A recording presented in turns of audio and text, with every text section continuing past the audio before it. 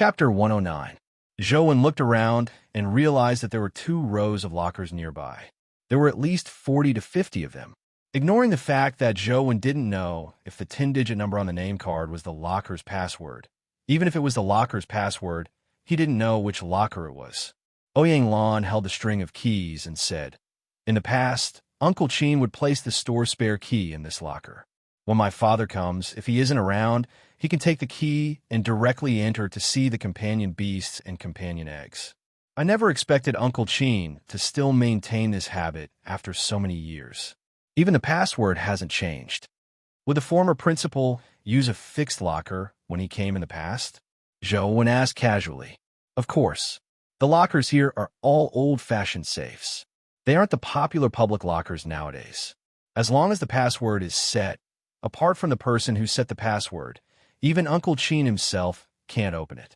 Therefore, not everyone can use the storage boxes here. Those who can use the storage boxes here are usually very familiar customers or Uncle Qin's friends. As Ouyang spoke, she walked to a locker numbered 42 and said with great nostalgia, "This locker is the one my father uses every time he comes." Zhou's gaze immediately landed on the storage box as he thought to himself, could that string of numbers be the password to storage locker 42? While Zhou was still pondering over it, Ouyang had already extended her finger and tapped on the password lock a few times. Locker 42 was opened. Ouyang had pressed a total of 6 numbers. Only then did Zhou realize that the passwords here weren't all 10-digit. It was likely set by everyone according to their own habits. Locker 42 was filled with miscellaneous items, such as white gloves and masks. Ouyang took out a pair of gloves and a mask and handed them to Zhou. Wear it. Although most companion eggs and companion beasts aren't afraid of being contaminated, there are some exceptions. This is also my father's habit. Zhou silently took the gloves and mask and put them on. Ouyang also wore a set before leading Zhou to the elevator and down to basement 1. The top 3 floors are filled with all kinds of dimensional crystals and materials. From basement 1 to basement 4 are all kinds of companion beasts and companion eggs. Most of them are at the legendary stage. As Ouyang spoke, the 2 of them had already arrived at basement 1. Zhou immediately saw many glass cages placed in the hall of basement 1. Inside were all sorts of companion beasts that he had either heard of or never heard of. These companion beasts were placed here by their owners. It's not easy to buy these companion beasts because their owners have to pay a huge price to transfer them. Therefore, the transfer fee is much higher than buying a companion egg of the same level. Ouyang was very knowledgeable. She introduced the various companion beasts they could see in detail, allowing Zhou to broaden his horizons. When he arrived at the companion egg area, there were clearly more of them. Rows of companion eggs were placed inside the strengthened glass barriers. Their colors, sizes, and shapes were all different, like resplendent gems. Beside every companion egg was a sign with some information about the companion egg written on it. Some even had a portrait of the companion egg after it hatched. Little one, what do you think of this butterfly fairy companion egg? This ice moon fox doesn't seem bad either. Ouyang seemed to be enjoying herself as she kept asking for Zhou's opinion. As long as it's from you, I believe in Jing will be very happy when she receives it, Zhou said. That's right, but I still wish to give her something that she will truly like from the bottom of her heart. You're all young people, so your aesthetic standards are quite similar. Give me more advice, Ouyang said as she picked a companion egg. Zhou didn't say anything else as he thought to himself, I'm a man. My aesthetic standards are naturally different from women's. I'm afraid Jing won't like the companion egg I choose. However, Ouyang kept asking for his opinion, so Zhou couldn't remain silent. After some hesitation, he asked, Sis Lan, can I take pictures of the companion eggs here? Others can't, but it's naturally not a problem for you. Feel free to take pictures. I'll take you down later. There are still epic companion beasts there. Take a few more pictures. If you encounter them in a dimensional zone in the future, you'll be able to recognize them in time. Ouyang even pointed out some of the more important companion eggs for Zhou to take a few more pictures. Zhou took out his mysterious phone and pretended to take pictures. He took a picture of the companion eggs and immediately saw their information and data. Zhou wasn't afraid of being captured by the surveillance cameras because he had already tried many times using modern tools like a cell phone or a camera. There was no way to capture the scene on the mysterious phone screen. All that was captured was a blurry screen. He couldn't see anything. In terms of aesthetics, Zhou really couldn't give any advice. However, with the mysterious phone's ability, he could give Ouyang some suggestions on the companion egg's attributes. From the looks of it, I still feel that Butterfly Fairy and Ice Moon Fox are the most suitable for my little Jing. Little one, what do you think? Ouyang finally locked on a Butterfly Fairy and Ice Moon Fox, but she was somewhat hesitant. She couldn't decide which one to choose. You could buy both of them, Zhou said. With Ouyang's wealth, buying 2 legendary companion eggs was a drop in the ocean. There was no need for her to be conflicted. However, Zhou had used the mysterious phone to look at the 2 companion eggs. Their attributes were very ordinary. Ouyang shook her head and said, "One gift can only show my sincerity. 2 gifts won't be beautiful. It will make little Jing feel that I'm being perfunctory." Zhou was somewhat envious of Jing. He had lost his mother when he was young, and his father wasn't someone who was good at taking care of children. Therefore, no one had ever celebrated his birthday for him, much less a birthday present. Ouyang's meticulous and considerate treatment of Jing made Zhou suddenly think that if his mother hadn't died from a difficult birth, she would probably love him as much as Ouyang loved Jing. However, this thought was fleeting. Zhou was already used to living alone. If he really had a mother like Ouyang, he might not be used to it. Little one, what do you think? There's no need to be bound by my choice. If it were you, which companion egg would you want? Ouyang asked again. If it were me, I would probably want that venomous caterpillar companion egg, Zhou said as he pointed at a pitch-black companion egg the size of pigeon egg. Are you serious? Ouyang looked at Zhou in surprise. Venomous caterpillar wasn't a powerful companion beast. Although it was at the legendary stage, venomous caterpillar's various attributes were relatively poor. The talent skill it possessed was also very useless. Chapter 110. Most importantly, the venomous caterpillar was really ugly. Furthermore, it emitted a stench when summoned. Typical girls didn't like such companion beasts. Very serious, Zhou said with a nod. He had already used the mysterious phone to look at most of the companion eggs here. This venomous caterpillar was indeed the one with the best stats among the legendary companion eggs he had seen. In addition to having almost full attributes, it also had 3 rare skills, one of which was the venomous caterpillar's godly skill, Butterfly Transformation. This skill allowed the vicious caterpillar to transform into a vicious butterfly, giving it a powerful flight ability. Speed, which was originally its weakness, had become its strongest point. The Malevolent Poison skill would also undergo some changes after the Malevolent Caterpillar transformed into the Malevolent Butterfly.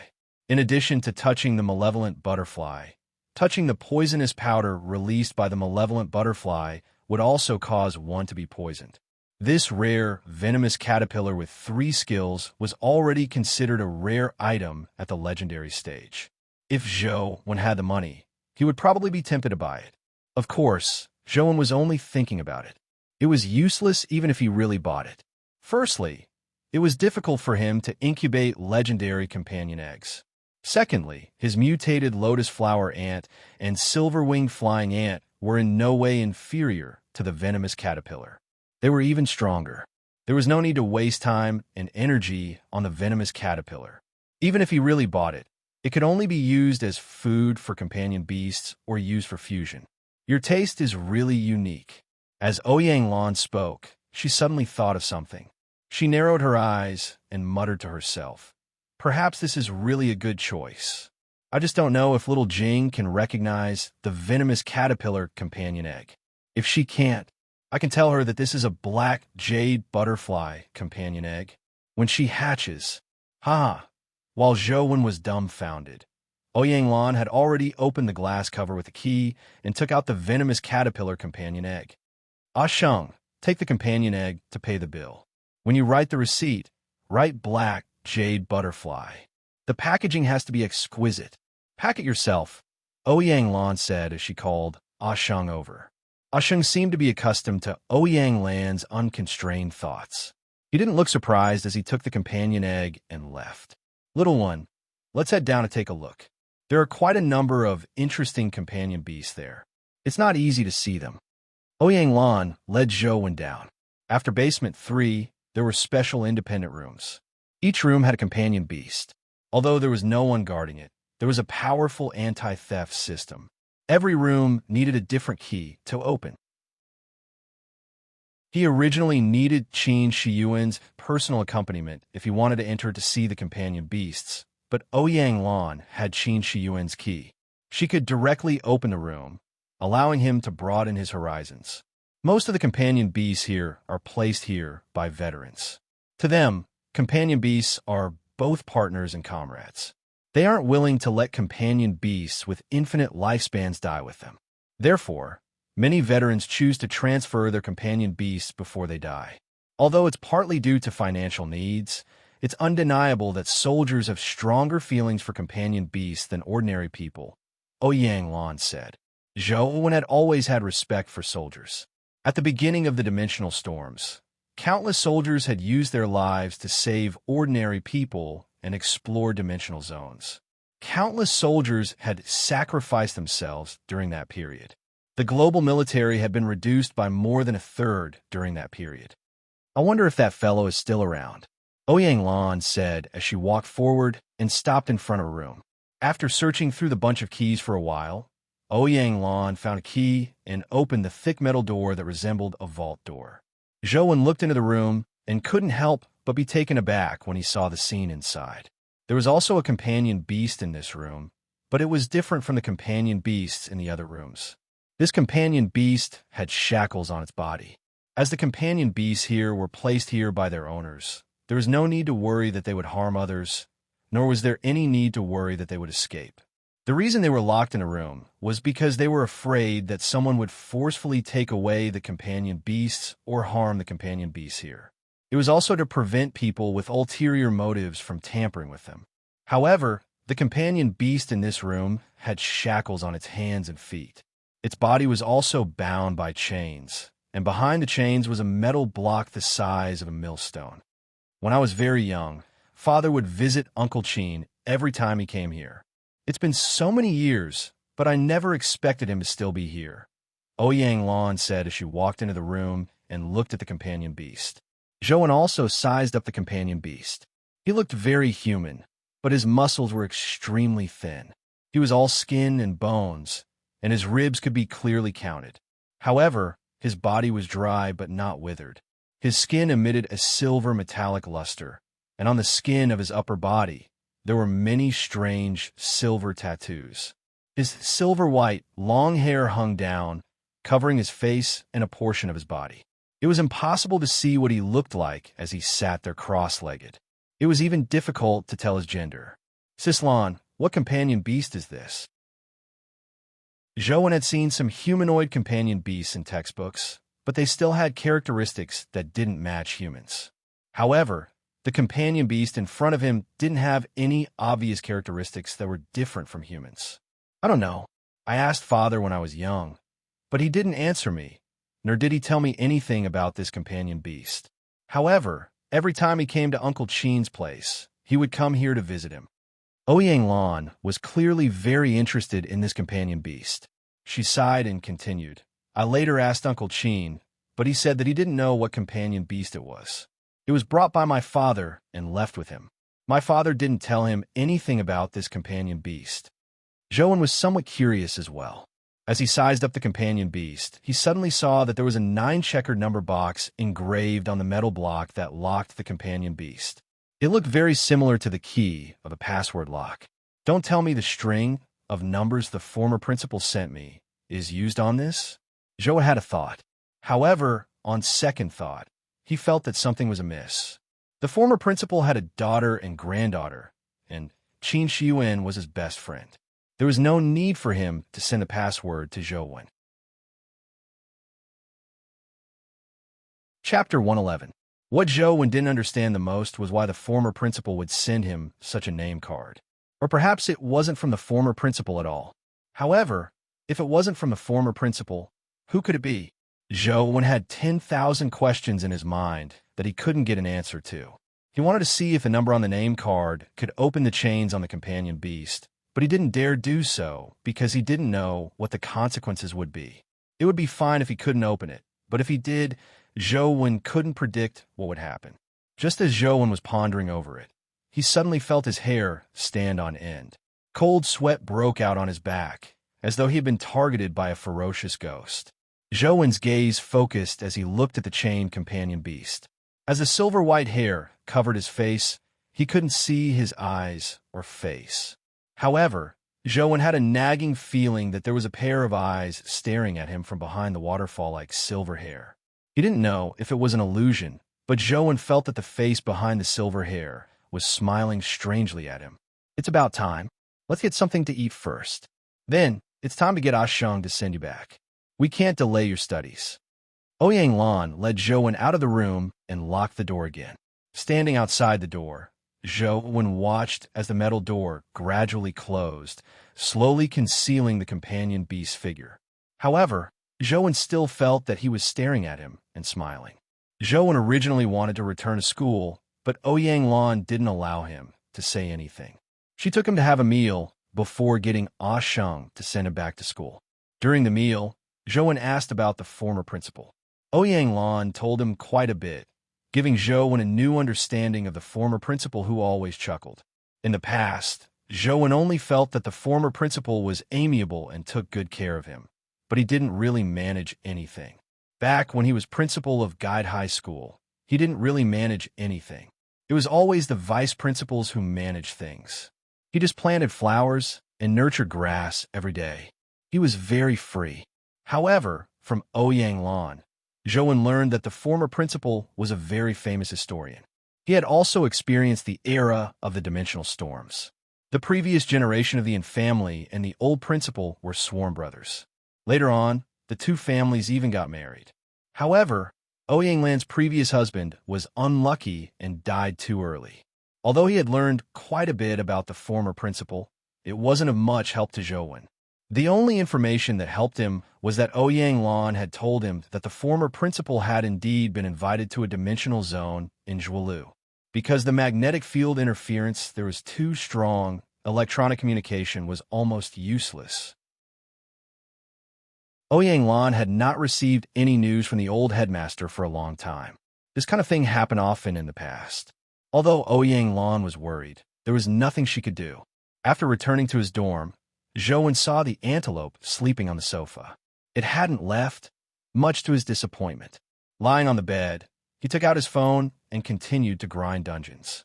Just like before, he would first go and kill the small bosses in the dungeons before going to the Fire God platform to die.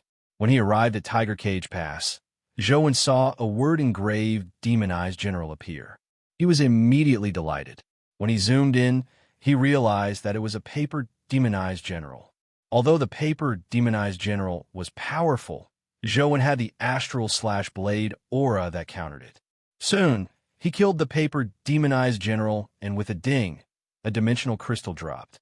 Primordial Energy Skill Crystal. Zhou was delighted when he saw the crystal's name. He eagerly picked up the Primordial Energy Skill Crystal, and the blood-colored avatar successfully absorbed it. Absorb paper Demonized General Crystal. Attained Astral Suction Palm. Zhou had long yearned to obtain the paper Demonized General's primordial energy skill. Now that his wish had been fulfilled, he couldn't help but give it a try. He extended his hand at a Tiger Cage Pass demonized soldier and sucked. The demonized soldier's body was immediately sucked into the blood-colored avatar's palm. No matter how it struggled, it couldn't escape. The blood-colored avatar's other palm brandished astral/blade aura and beheaded the demonized soldier. What a godly skill. Zhou placed more importance on the astral suction palm than the astral/blade. Although the astral/blade aura was powerful, it was only an offensive technique. Even without the astral/blade aura, Zhou still had other offensive means. However, the only primordial energy skill that could force an enemy to change their trajectory was the astral suction palm. After studying it for a while, Zhou gained a general understanding of the astral suction palm. Like the astral slash blade, it wasn't a primordial energy skill that expended a fixed amount of primordial energy. The further the enemy was, the heavier they were, and the more primordial energy palm expended. With Zhou Wen's present primordial energy, he could only absorb a demonized soldier from a distance of about 2 meters. It was difficult for him to absorb a legendary creature like the demonized general. However, just because he couldn't absorb it didn't mean it was useless. Although he couldn't directly absorb it, the suction force would still affect the demonized general to a certain extent, causing its actions to deviate. Experts only fought for an instant. Such a deviation was enough to be fatal. The more Zhou Wen studied it, the more satisfied he became with the astral suction palm. In the future, when he advanced to the legendary stage and his primordial energy limit increased, the might of the astral suction cloth would also increase. It was a primordial energy skill that was always useful. Among the 3 types of word-engraved demonized general, only the fist demonized general hasn't been killed. I wonder if the astral suction palm can restrain the fist demonized general skill. Zhou Wen wasn't sure.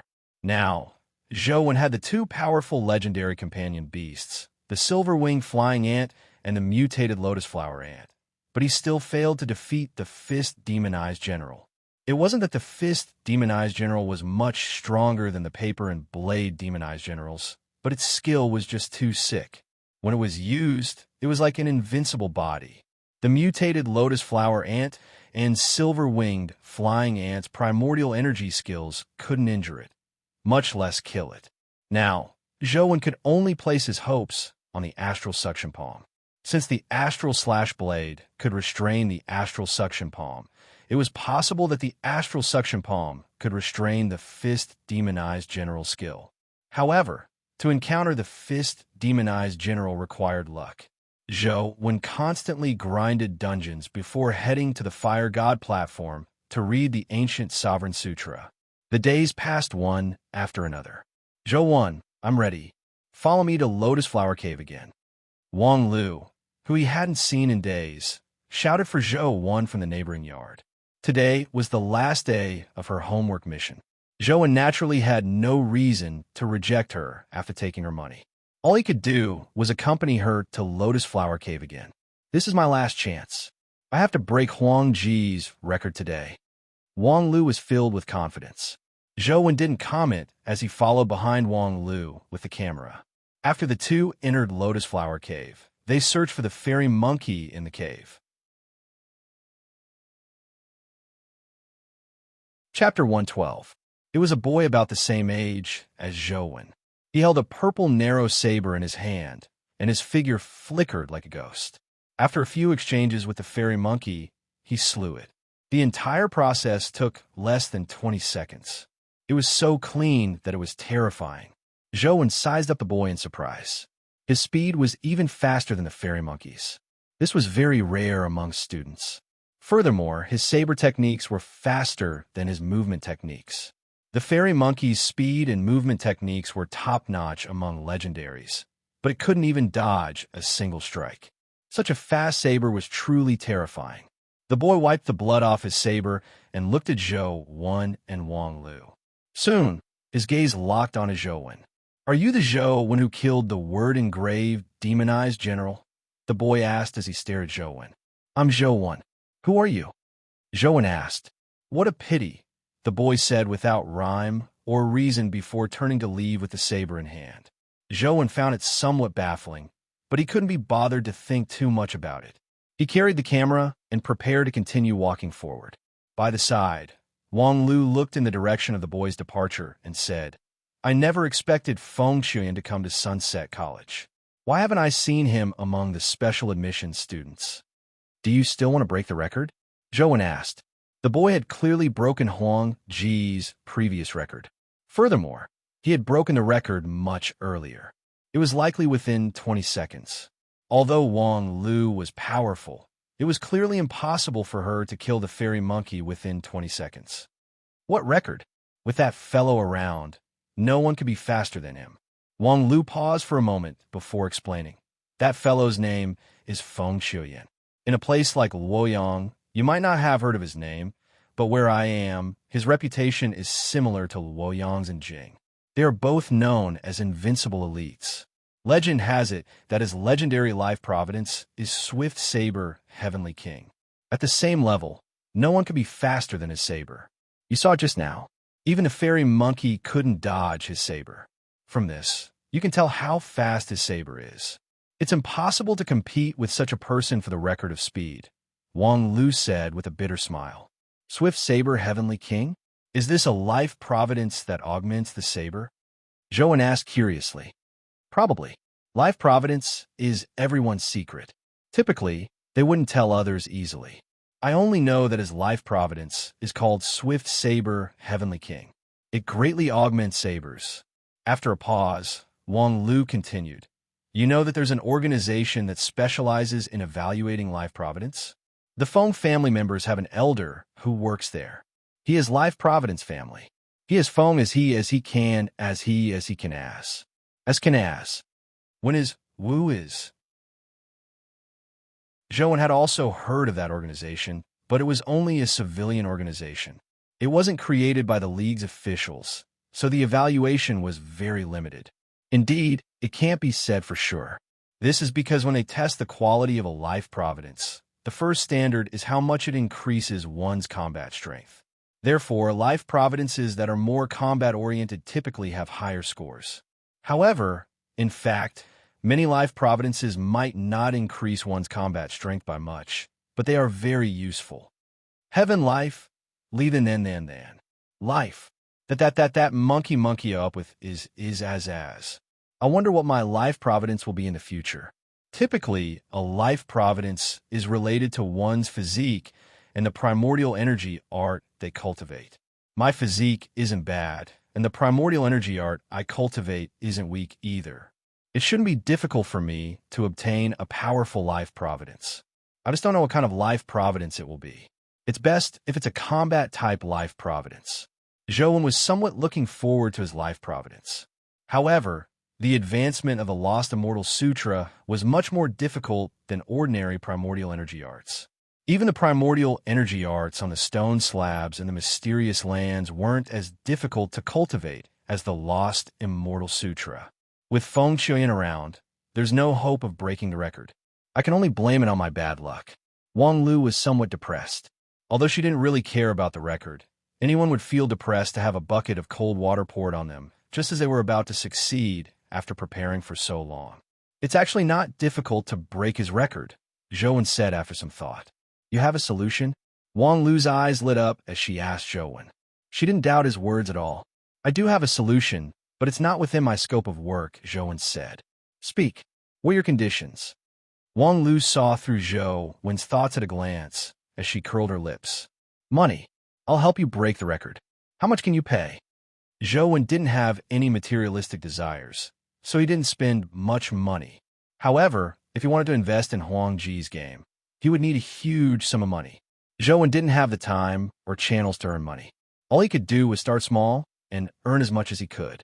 A rich person like Wang Lu could even pay 150,000 yuan for a cameraman. Helping her break the record shouldn't be less than 150,000 yuan. Wang Lu sized up Zhou and asked, Are you that short of money? I'm indeed short of money. Zhou nodded. What do you plan on doing with the money? How much money are you short of? Wang Lu asked again. I don't know how much money I'm short of. A senior from my school made a cell phone game. I want to invest in him. I don't know how much money I need, but it should be a lot. Zhou didn't hide the game. He wanted to invest in Huang Ji's game because he wanted others to know that there was such a game. The more people who knew, the better. You really are a gaming fan. In this day and age, there aren't many people like you who are addicted to games. Wang Lu thought for a moment and continued. However, making a game can be big or small. The amount of money spent can be huge or small. If you just want to make a simple game, 1 to 200,000 is enough. I can give it to you directly. If the game you want to make is relatively big, even if I give you 1 to 200,000, it'll just be a drop in the bucket. Why don't you first make a project proposal for me? If I think it's all right, I might be able to invest in you. We'll talk about the investment in the future. I'll give you the money to help you break the record first, Zhou Wen said as he extended his hand. Wang Lu slapped Zhou Wen's hand away. You can have the money, but you have to help me break the record first. How do I know if you can really help me break the record? Zhou Wen didn't say anything else as he searched for a fairy monkey in the lotus flower cave with Wang Lu. To break the record, he had to find one first. Chapter 113. Wang Lu actually doubted if Zhou Wen could help her break the record. Although Zhou Wen had a pair of legendary wings and his movement techniques were extremely powerful, he definitely wouldn't be able to dodge Feng Shuyan's saber with that kind of movement technique and speed. The saber speed brought about by the swift saber, Heavenly King Life Providence made Feng Shuyan's strike speed far exceed people of the same level. Furthermore, Zhou Wen hadn't advanced to the legendary stage and was one level lower than Feng Shuyan. Even Wang Lu wasn't confident of being faster than someone with the swift saber, Heavenly King Life Providence. How are you going to help me? Although this homework mission allows for a 4-person team to complete, I don't plan on joining forces with others. If that's the case, it'll be meaningless even if I beat Feng Shuyan, Wang Lu said to Zhou Wen as she walked. When we meet a fairy monkey later, I'll demonstrate it. As long as you remember my steps, it won't be a problem for you to kill a fairy monkey in 20 seconds with your strength.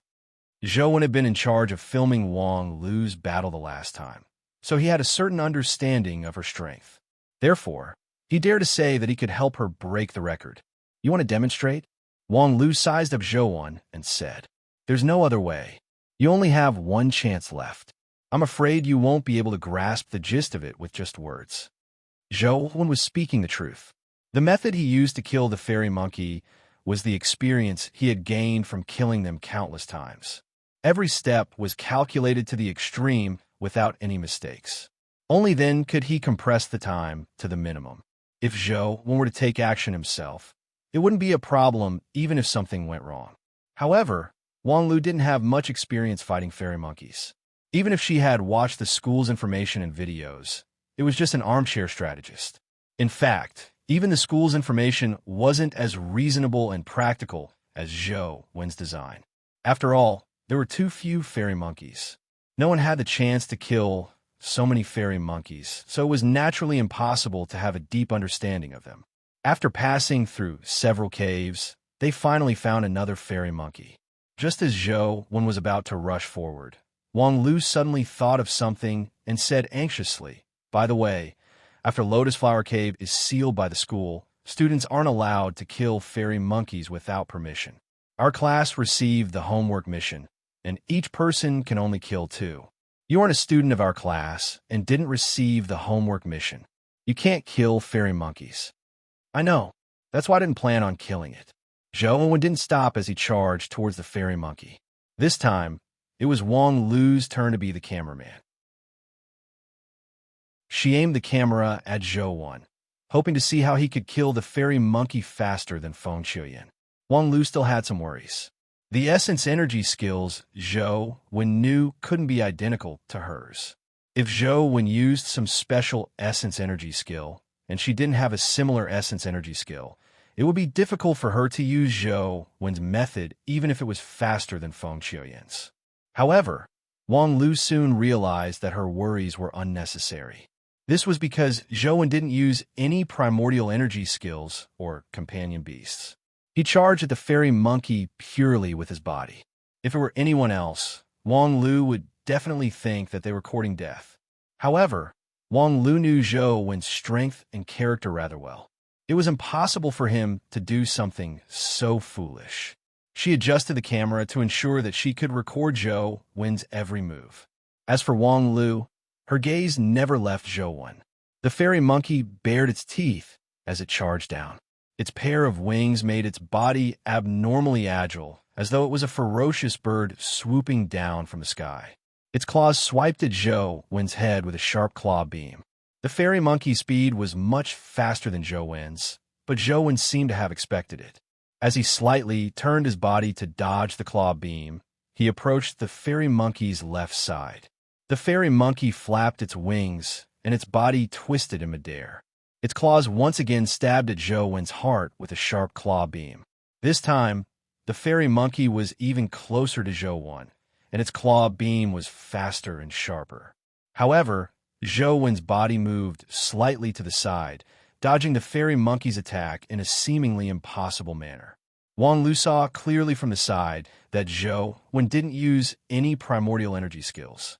He didn't even use a movement technique. With his speed at an absolute disadvantage, he dodged all the fairy monkey's sharp attacks as though he was taking a leisurely stroll. Zhou Wen gave Wang Lu an extremely odd feeling. It was as though he was the stronger party and not the legendary fairy monkey. Zhou Wen's every move was composed, but there was a sense of foresight.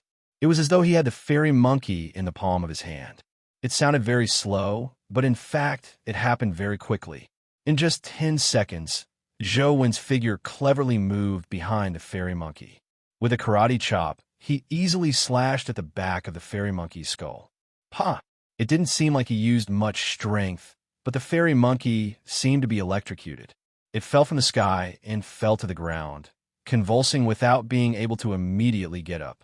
Wang Lu's eyes widened. A fellow at the mortal stage had managed to knock out a legendary fairy monkey with his strength and speed without the help of a primordial energy skill or companion beast.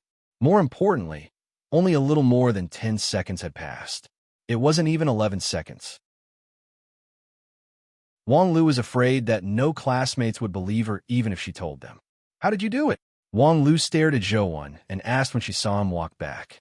Watch more and study more. You can do the same. Zhou Wen pointed at the fairy monkey who was still in a daze and said, "It was only temporarily knocked unconscious by me. It will wake up very soon. Let's leave this place first. Find a place and watch my demonstration video a few more times. Remember my positioning and timing. It shouldn't be difficult to reduce the time to within 20 seconds. Also, you have to accurately strike the spot I just attacked and kill in one strike. Otherwise, it will be a waste of time." Wang Lu and Zhou Wen came to an empty cave and carefully watched Zhou Wen's video. How did you figure out such positioning and the fairy monkey's weakness?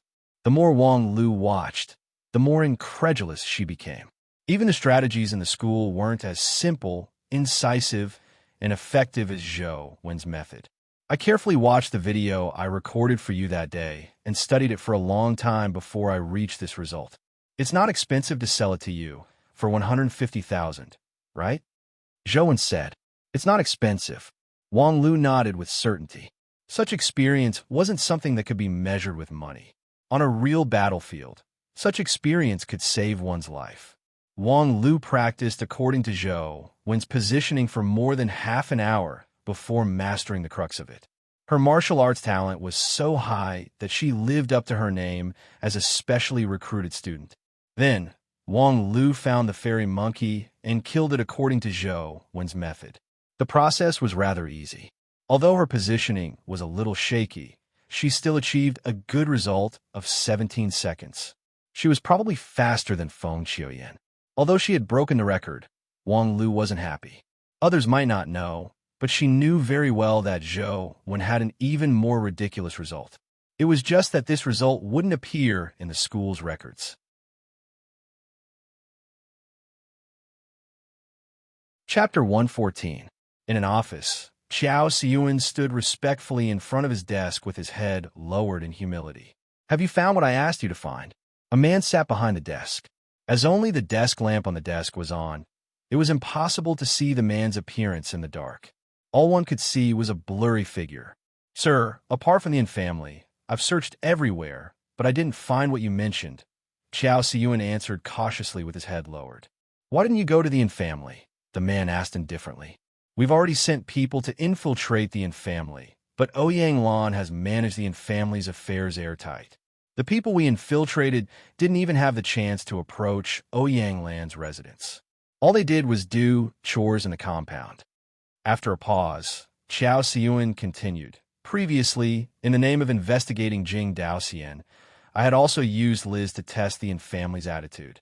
And Tianzuo's attitude was very unyielding. He ignored the senator's reputation and crippled Liz's primordial energy C. It probably won't be easy to directly enter the family to find the item. If everything was easy, why would I need you guys? The man said coldly. Sir, you're right. I'll think of another solution. Chao Siyun bowed slightly and continued. Sir, I believe that perhaps Professor Ouyang didn't leave the item at the family. Why do you say that? The man sat behind the light and lit a cigarette with an ancient lighter. According to my investigations, although Professor Ouyang is best friends with the family's patriarch, he didn't agree to Ouyang Lan marrying into the family. Back then, because of this matter, Professor Ouyang and Ouyang Lan nearly fell out. Ever since then, Professor Ouyang hasn't entered the family again. He wasn't even present when Tianzhua and Jing were born. Seeing the man not react, Chao Siyun continued. It was only after the family's patriarch died that the relationship between Professor Ouyang and Ouyang Lan eased up significantly. However, he only went to the family a few times and never stayed there for more than an hour. He didn't even stay overnight.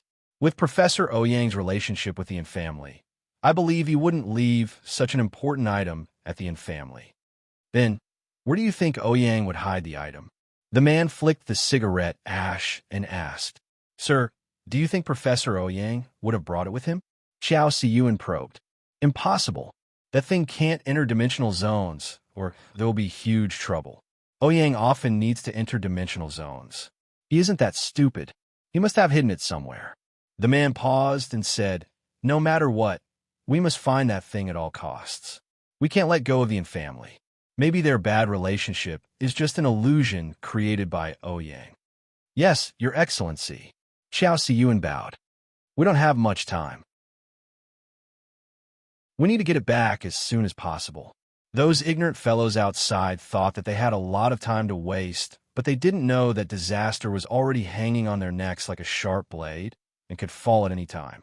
Once the dimensional zone's restrictions are removed, it will be the end of the human world. Therefore, we have to grasp that thing in our hands to prevent such a thing from happening, the man said. Your Excellency, is that thing really that important? Chao Siyun asked the question on his mind. Back then, it wasn't only the 6 heroes who entered the Holy Land. In fact, there were many people who entered the Holy Land. However, most of them died inside. No one knows their names. However, apart from the 6 heroes, there were others who came out of the Holy Land alive and brought something out. Jing Daoxian is one of them. Ouyang is also one of them. I saw him bring the item out of the Holy Land. That item is of great importance. We have to grasp it, the man said. Your Excellency, there's something that I find somewhat coincidental, but I'm not sure if there's anything wrong with it, Chao Siyun said after some thought. Speak, the man said. Jing Daoxian was seriously injured. While we were pursuing him, he once stayed in Guide City for nearly 10 minutes, Chao Siyun said. You've already written about this in your report. It has something to do with that youth named Zhouwen, right? The man asked. Yes, I later carefully investigated Zhouwen. Apart from being Zhou Lingfeng's son, he also has a good relationship with Professor Ouyang. Back when Professor Ouyang was Guide City's principal, he often invited Zhouwen to his house for a meal. This is a treatment that other students and even teachers don't receive. Now, Ouyang Lan is married to Zhou Lingfeng. I find it too much of a coincidence. I'm wondering if it's possible that Professor Ouyang handed the item to Zhouwen or Zhou Lingfeng, Chao Siyun said. Impossible. The power of that item isn't something a mortal stage can withstand. It's impossible even if he possesses it. You can continue investigating Zhouwen's matter, but focus on the family. The only ones who have the ability to control that item are Tianzhua and Ouyang Lan, the man said. Yes, I understand. Feng Shuyan wasn't in a good mood. He originally believed that he would definitely get first place in the homework test, but he never expected Wang Lu to be faster than him by nearly a second. As expected of Wang Lu, she already has such abilities even before advancing to the legendary stage. After Feng Shuyan saw the recording of Wang Lu's homework mission, he felt that his loss wasn't undeserved. Wang Lu's understanding and grasp of positioning had already reached an extremely high level. This was something he lacked. After Wang Lu advances to the legendary stage, I'll definitely fight her. Before that, I still need to hone myself better and make myself stronger and faster. Feng Shuyan quickly walked to the school's equipment training room. Feng Shuyan believed that he had to be focused in everything he did. Therefore, he had always been practicing his saber techniques. He wanted to make his saber techniques faster and stronger, so that he could reach the pinnacle of the world with his saber. Therefore, after arriving at the equipment training room, Feng Shuyan walked straight to the training ground where the ball launcher was. It was the most suitable equipment for him to practice his swift saber. However, when Feng Shuyan arrived at the venue, he realized that someone had already occupied the venue for practice. He couldn't help but frown slightly. On careful look, he realized that he knew the person who occupied the venue. It was the freshman who had killed the word-engraved, demonized general, Zhou. There was only one ball launcher, so Feng Shuyan didn't wish to waste time waiting. Therefore, after some thought, he walked straight into the venue. At the same time, he took a rubber practice knife from the rack and walked toward Zhou.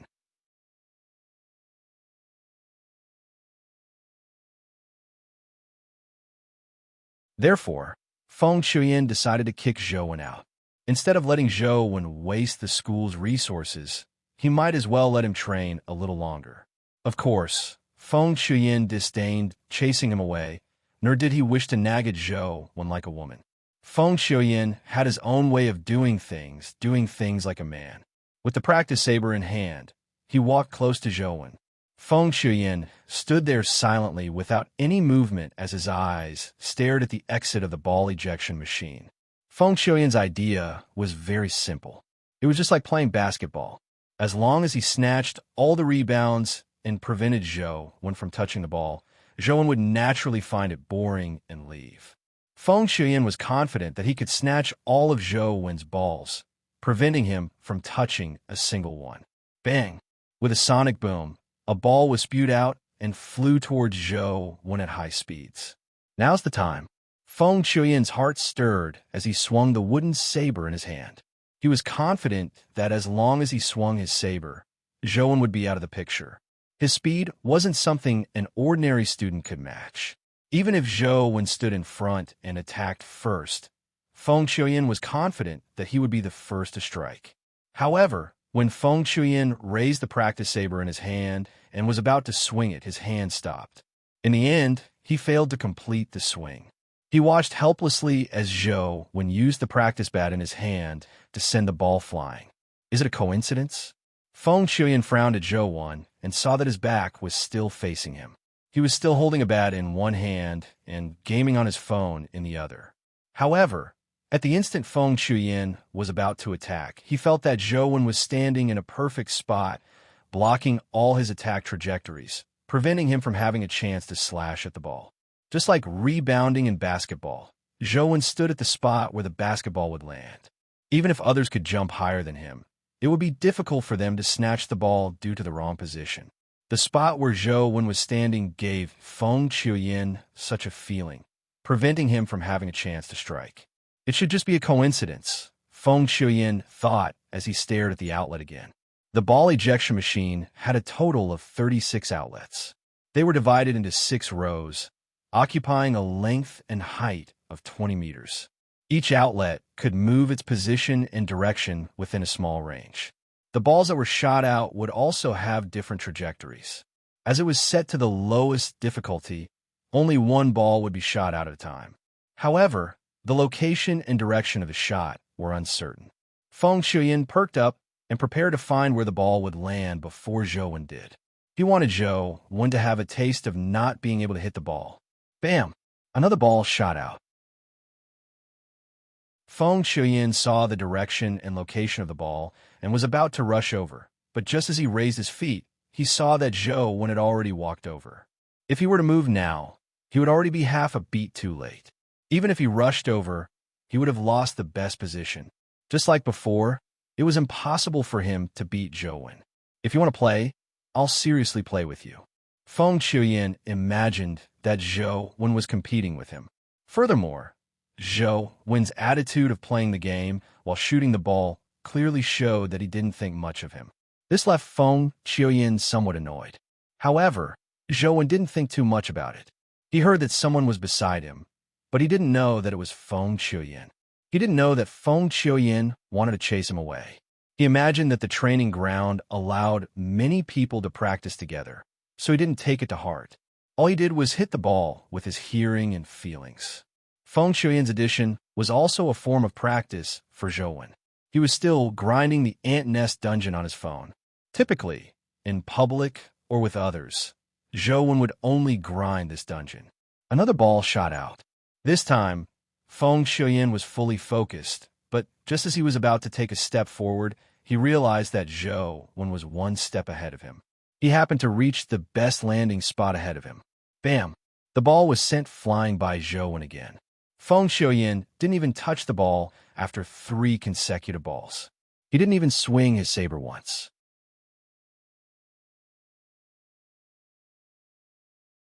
Chapter 116.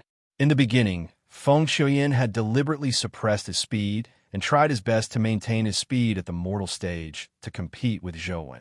However, with the passage of time and the repeated failures in snatching the ball, Feng Qiuyin unconsciously increased his speed and competed with Zhou at the legendary stage. However, this left Feng Qiuyin more and more alarmed. His legendary speed was still inferior to Zhou's. Even though his speed was much faster than Zhou's, the training ground was only 20 meters wide. Zhou stood in the middle and was only 10 meters away from him. With such a short distance, his speed advantage couldn't be fully displayed. This wasn't the main reason. Although his speed advantage in short distances wasn't too obvious, an advantage was an advantage. Under normal circumstances, he would definitely be able to occupy an advantageous position first. Even if he couldn't occupy an advantageous position, with his speed, he could still hit the ball before Zhou. However, Zhou seemed to be able to predict the future. Every time the ball was spat out, Zhou would already begin moving. By the time Feng Qiuyin saw the ball, it would be too late. It was useless to be faster. This left Feng Qiuyin extremely aggrieved. What was even more unacceptable to Feng Qiuyin was that Zhou had been gaming with his other hand when he was snatching the ball from him. In the beginning, Feng Qiuyin thought that Zhou was deliberately insulting him, but in fact, he didn't really put his mind on the game. However, Feng Qiuyin later realized that Zhou was really gaming. His gaze didn't even leave the game screen. It was as though snatching the ball from him was a casual act. This fellow, so strong. Feng Qiuyin's forehead broke out in sweat as he stared at Zhou's back. The contempt he had previously had completely vanished. Zhou's back seemed to become much taller and more majestic in his eyes, like a city wall that would never be conquered. Zhou didn't pay any attention to Feng Qiuyin. He was immersed in his new discovery. The Truth Listener earring gave him powerful hearing. When the ball was spinning in the machine, Zhou could already hear it clearly. Therefore, he could know which outlet would spit out the ball ahead of Feng Qiuyin. He could also know the ball's trajectory and landing point ahead of time. However, this wasn't the discovery that surprised Zhou. What really surprised him was his train of thought. Zhou was an especially focused person. In the past, no matter what he did, he would be able to focus and not be disturbed by anything. Therefore, he would sometimes appear in a daze. It was as though he didn't react to anything others said. In fact, it wasn't because he was stupid, but because he was so focused that he didn't hear what others were saying to him. Now, Zhou realized that he could still focus when doing things, but while focusing, he seemed to be able to handle other things at the same time. This feeling was hard to describe. If an analogy had to be made, Zhou's mind could be compared to a computer processor. In the past, Zhou's brain was a single-core processor, but now, it was dual-core, allowing him to process more programs at the same time. Of course, this was only a metaphor and not accurate. However, Zhou could indeed hit all the balls while gaming. There didn't seem to be any mental interference between the two. At the same time, Zhou acutely realized that the Lost Immortal Sutra would circulate especially quickly when he was gaming and basketball. It was more than twice as fast as usual.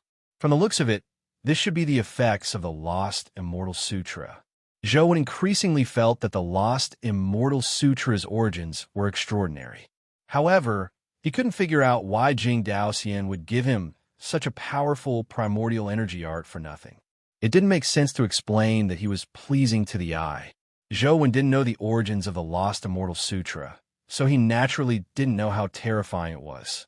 If it wasn't for his talent in focusing his psyche, he would have long been killed by the Lost Immortal Sutra. Even if he didn't die, he would have gone mad. Even now, when Zhou slept at night, he would still hear the murmurs echoing in his ears all night. If it were any ordinary person, it would be difficult for them to tolerate such harassment. Even if they didn't go mad, their temper would become especially irritable. However, Zhou didn't. Zhou was immersed in his new discovery and the thrill of practicing using his hearing to fight, but Feng Shuyan's expression turned uglier. He had already used all his strength, but he still couldn't beat Zhou.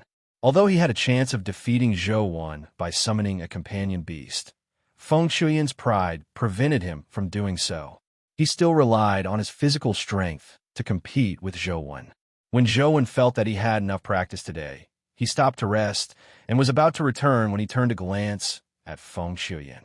He couldn't help but be slightly taken aback. He recognized Feng Shuyan, but Feng Shuyan's current appearance was very different from before. Now, Feng Shuyan was covered in sweat and constantly panting. His eyes were red like a rabbit's eyes as he looked at Zhou, as though he would devour him at any moment. It nearly gave Zhou a fright. Feng Shuyan wasn't really tired, but he was under too much psychological pressure. With his legendary physique, he had actually lost to a mortal stage. Furthermore, he had lost so miserably.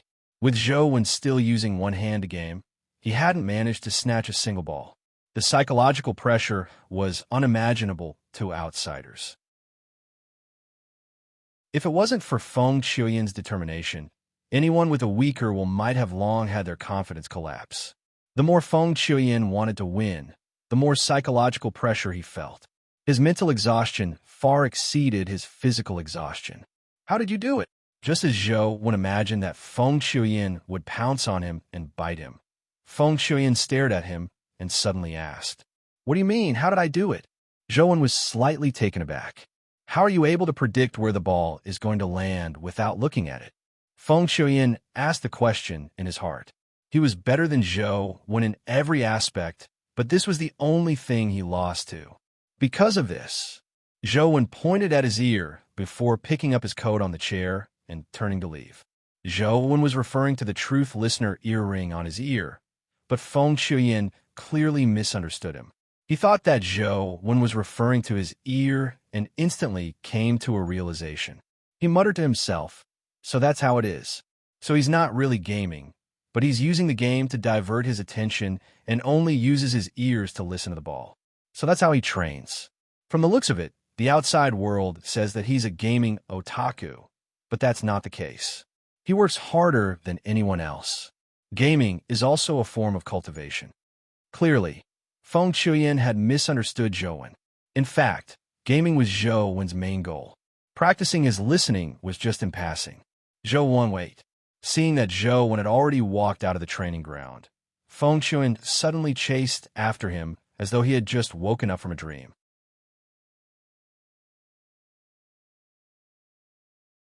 Chapter 117. Seeing Feng Shuyan chase after him, Zhou stopped and turned to ask him, "Student, what's the matter?" Feng Shuyan stared at Zhou and enunciated each word clearly. "I want to hire you as my personal coach. I'll tailor a training plan for you." "You want me to be your personal coach?" Zhou pointed at his nose and asked in surprise. He didn't believe that he had the talent to tailor a training plan. His plan was only to game, and game. "Please don't reject it. If you have any conditions, feel free to raise them. Money isn't a problem." Feng Shuyan was very sincere. Zhou had already opened his mouth to reject, but when he heard the words, "money isn't a problem," he swallowed the words that were just at the tip of his tongue. "Are you sure you want me to be your personal coach and help you tailor a training plan? I'm just a mortal stage student." Zhou looked at Feng Shuyan and confirmed again. "Level isn't a problem. I just want to know your training methods. If you find it troublesome, there's no need to deliberately make arrangements. You just need me to train with you. I'll do whatever you do," Feng Shuyan said very seriously. Feng Shuyan had clearly misunderstood Zhou. He believed that Zhou Wen, who could come up with a listening training method, was definitely good at tailoring a targeted training plan. Therefore, he wanted to hire Zhou Wen as his personal coach. He wanted to know how Zhou Wen trained to such a level. Perhaps it would be of help to his cultivation and allow him to break through his recent bottleneck. I'm very expensive. Zhou Wen didn't think too much about it. Since there was a chance to earn money that came knocking on his door, there was no reason not to take it. I'll pay you according to the most expensive personal coach class fees on the market. You can pay it monthly or by class. If you have any other requests, you can tell me now, Feng Shuyan said. Let's pay it by class. I'll pay it once per class. Zhou Wen thought for a moment and realized that he didn't have much to teach. He decided to give it a try by teaching a class. If it really didn't work, he couldn't keep scamming people of their money. All right, Feng Shuyan agreed readily and directly transferred a lesson fee to Zhou Wen. Then he eagerly asked, Coach, what training are we going to do for the first lesson? Zhou Wen thought for a moment and said, You practice saber arts, right? Yes, what I practice is the ultimate swift saber. I pursue the ultimate speed. Feng Shuyan looked at Zhou Wen with anticipation, hoping that Zhou Wen could customize some special training methods for him to make a breakthrough. Zhou Wen fell in a deep thought when he heard that. After some thought, he suddenly realized that he didn't know any saber techniques, nor had he practiced them. The only relationship he had with the saber was astral/saber. However, astral/blade was a saber aura-type primordial energy skill. There were no moves to speak of. He just needed to clash head-on without any cultivation.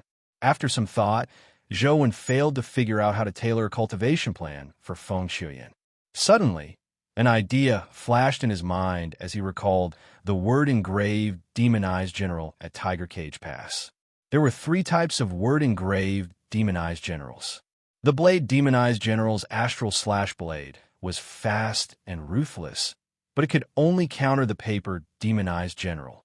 It was useless against the fist demonized general. Although the swift saber was strong, there were ways to counter the swift saber. Since I don't know saber arts, I'll let Feng Shuyan practice the saber in the opposite direction.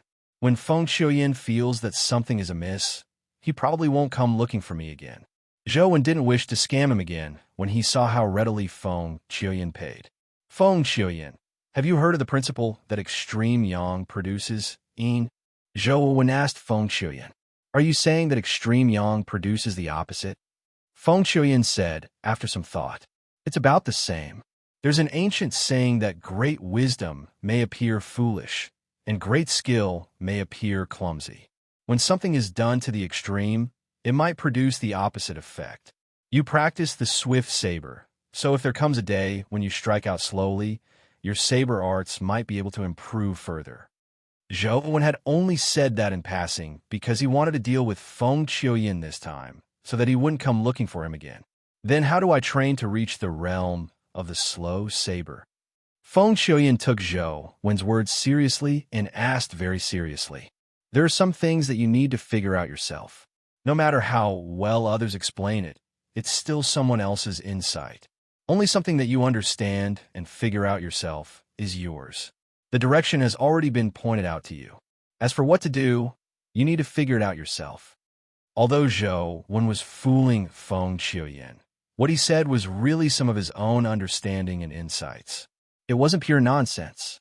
After sending Feng Shuyan away with great difficulty, Zhou Wen jogged back to his dorm and lay comfortably in bed before taking out his mysterious phone.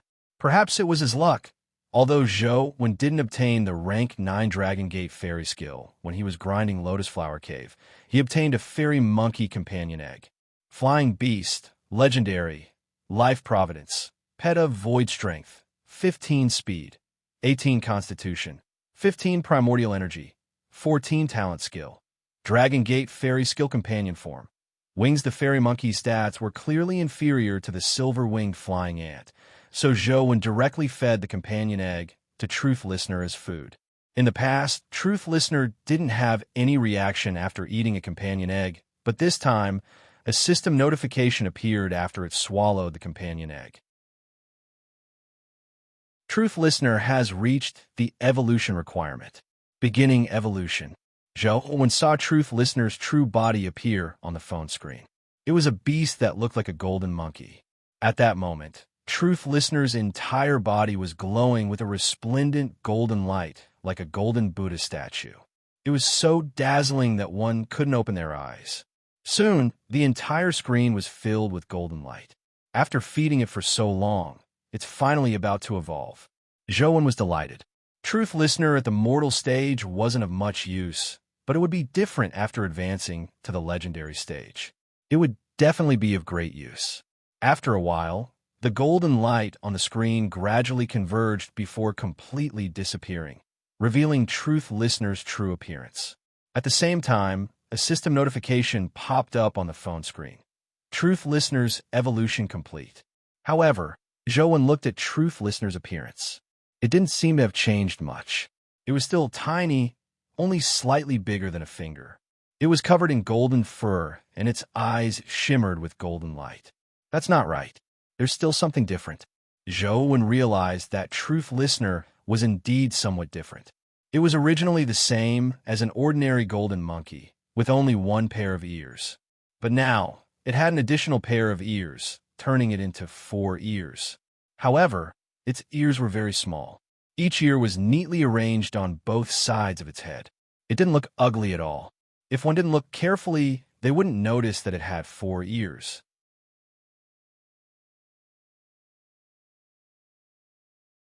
Chapter 118. Truth Listener, Legendary, Evolvable, Life Providence, Omniscient Senses Strength, 21 Speed, 21 Constitution, 21 Primordial Energy, 21 Talent Skill. Truth Listener, Indestructible Golden Body, Evil Warding, 9 Extremes Companion Form.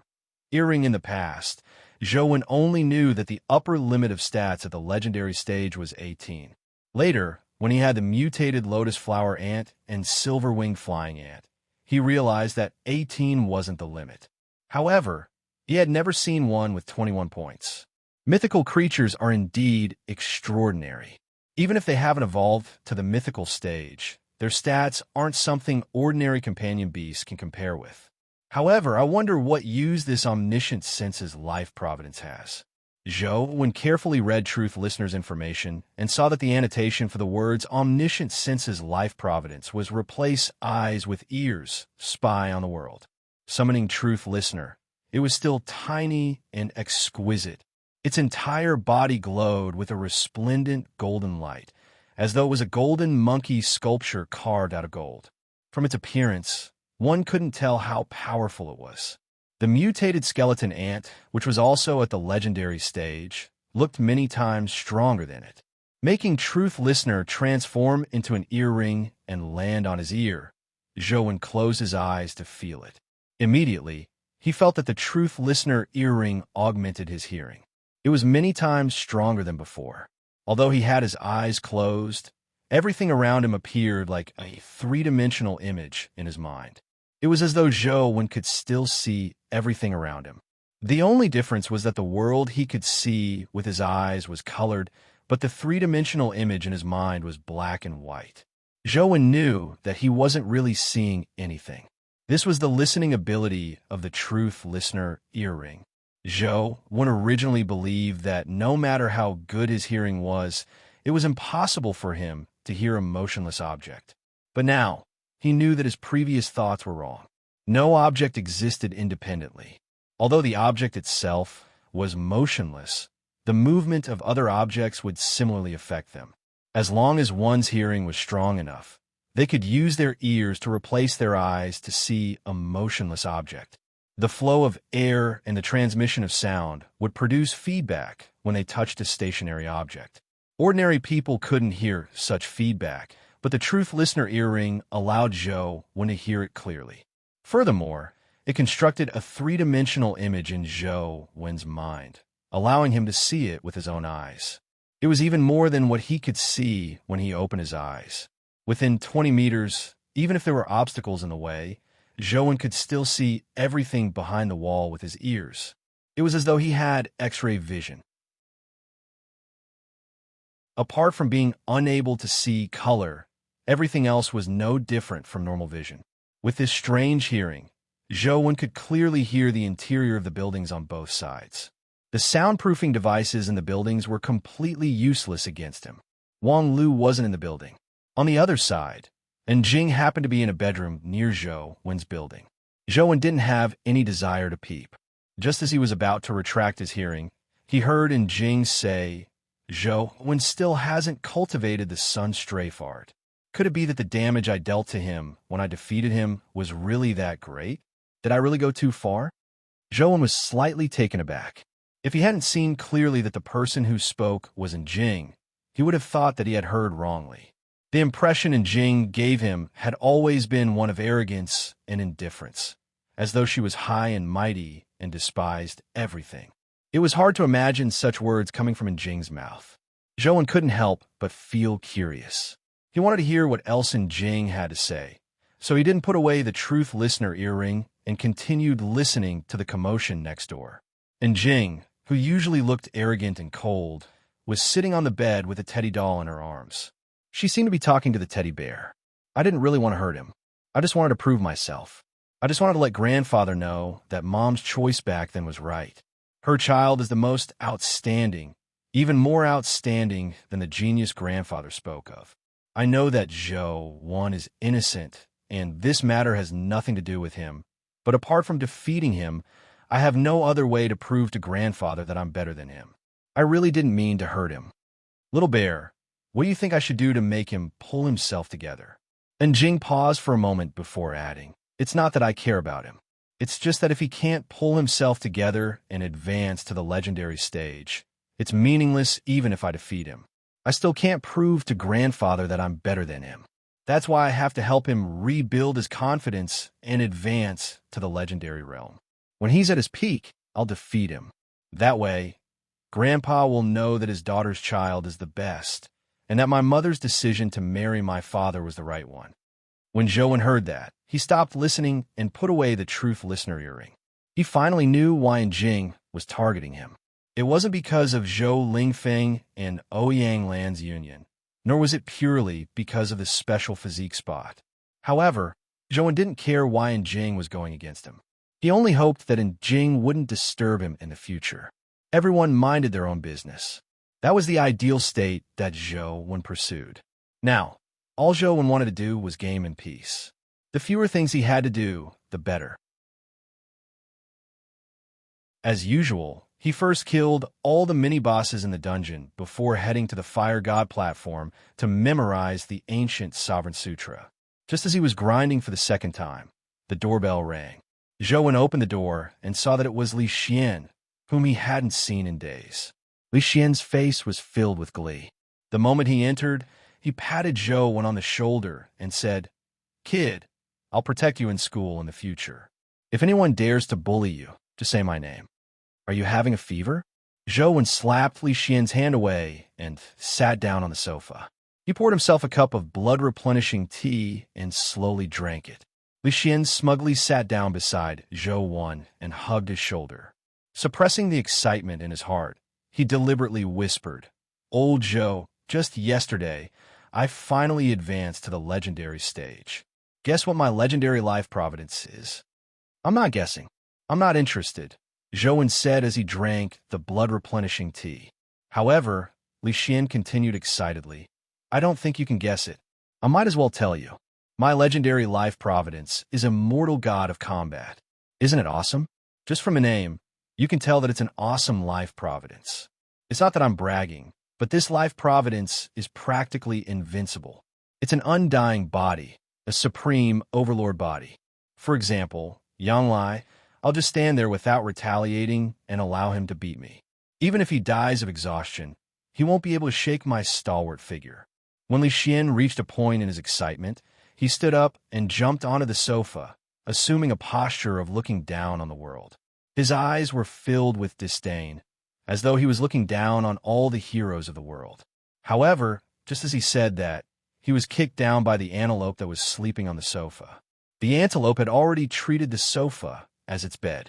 Li Xian had actually dared to jump on its bed with shoes on. So how could the antelope be nice to him? Bam! Li Xian was kicked to the ground by the antelope's hoof.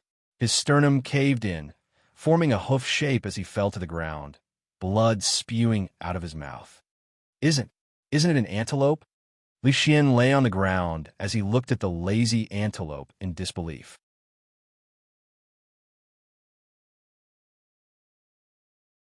Chapter 119.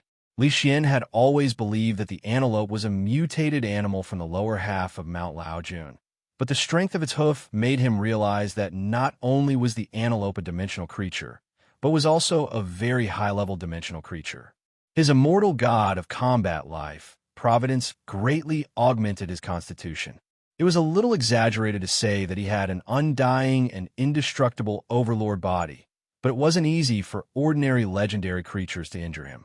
A casual hoof from the antelope had severely injured him. This had already exceeded the limits of a legendary stage's strength. It was most likely a terrifying existence at the epic stage. "I'll take you to the hospital." Zhou Wen was also given a fright. Although the antelope refused to leave and even dined on him, it hadn't harmed him. Now that it had seriously injured Li Xian, who had just advanced to the legendary stage. With a single hoof, Zhou Wen confirmed his previous guess that the antelope indeed possessed terrifying strength. "There's no need. Such a small injury is nothing to me. The immortal god of combat life, Providence, isn't for nothing." Li Xian shook his head and struggled to stand up by pressing the coffee table. In the beginning, Li Xian seemed to be enduring immense pain. Even breathing seemed to be in pain, and his face was terrifyingly pale. However, after taking a few deep breaths, Li Xian's expression gradually improved. The injury on his chest also seemed to gradually recover. The immortal god of combat life, Providence, has powerful self-recovery abilities. As long as I'm not dead, my injuries can slowly recover. Li Xian didn't forget to brag about his life providence.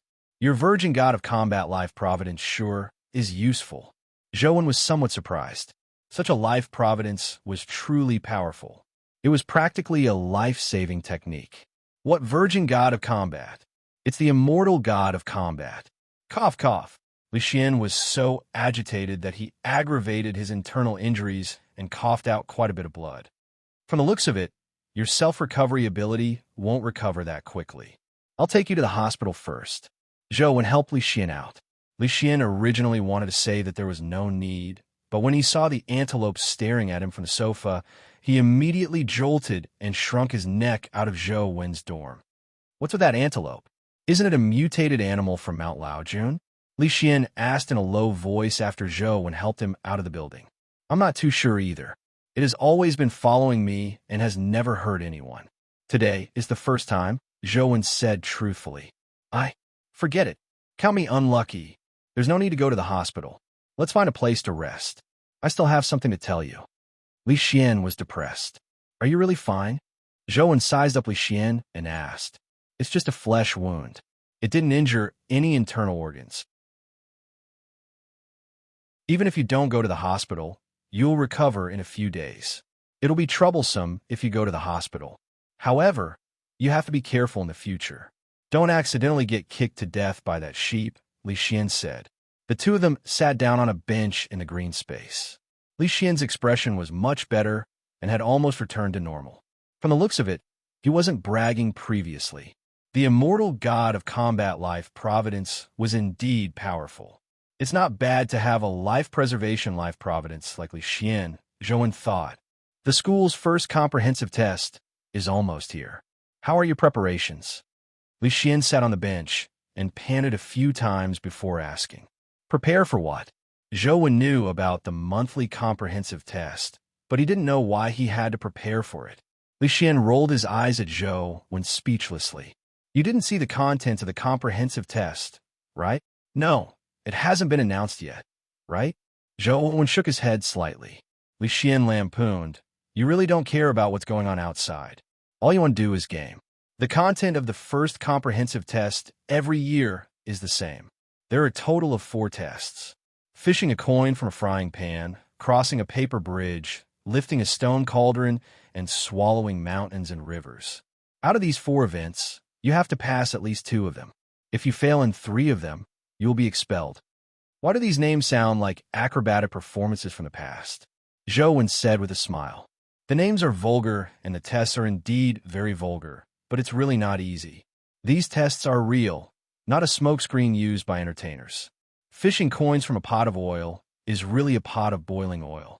To fish out the coins from inside, it's definitely impossible to rely on one's body. One's hand will be crippled from the explosion. You need a primordial energy skill in your hand or a protective primordial energy skill to fish out the coins. Crossing a paper bridge is the easiest of the 4 tests to fail. It's a 100-meter-long paper bridge, and the bridge's surface is made of thin Xian paper. If you step on it, you will fail if the paper is torn. Without a sufficiently good primordial energy skill, there's no way to cross it. Lifting a stone cauldron is the easiest. As long as you have enough strength, you can use some primordial energy skills that enhance your strength to pass. Swallowing mountains and rivers isn't difficult either. As long as your primordial energy reaches 9, you can basically pass. This is a basic requirement in Sunset College. These 2 shouldn't be a problem for you. It's just that you need to make preparations to fish for money from a pot of oil and cross a paper bridge. If you don't have those types of primordial energy skills, I can lend you a few primordial energy skill crystals, Li Xian said. There's no need. I have a way to pass. Zhou had the lotus flower Buddha body primordial energy skill, so fishing for coins from a pot of oil shouldn't be a problem. As for crossing the paper bridge, he also had the Dragon Gate fairy skill, so it shouldn't be difficult. However, Zhou didn't plan on completing all the tests. After all, he only needed to complete 2 tests to pass. There was no need for him to participate in all 4. However, Li Xian said, "Don't think nothing of it. If you can squeeze into the top 10 of the comprehensive test, you will receive a chance to enter Providence Palace. That's a good place that can't be found other than Sunset College." Providence Palace? Zhou was somewhat surprised. Zhou had heard of this name before. Providence Palace was actually the imperial palace of the Sui and Tang dynasties. Back then, Luoyang was the capital and center of the country, and Providence Palace was the political center of Luoyang. Later, Providence Palace was buried in the dust of history and destroyed by war. However, after the dimensional storms, the ruins of Providence Palace formed a dimensional zone. Zhou had heard many rumors about the Providence Palace dimensional zone. It was a rather special dimensional zone. There wasn't much danger inside, but it was possible to obtain great opportunities. In the past, when he was in high school, there was a rumor that a particular student had obtained a particular treasure in Providence Palace and soared to the sky, advancing to the legendary stage or even the epic stage. Of course, those were only legends. The Providence Palace Dimensional Zone had always been controlled by Sunset College and had never been open to the public. Even among Sunset College's students, only a few had the right to enter. Zhou really didn't know what benefits there were inside.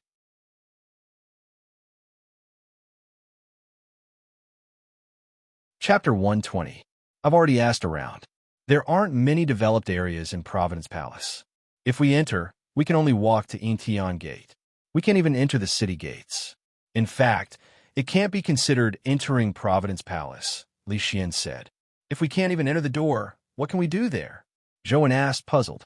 Don't be anxious. Listen to me slowly.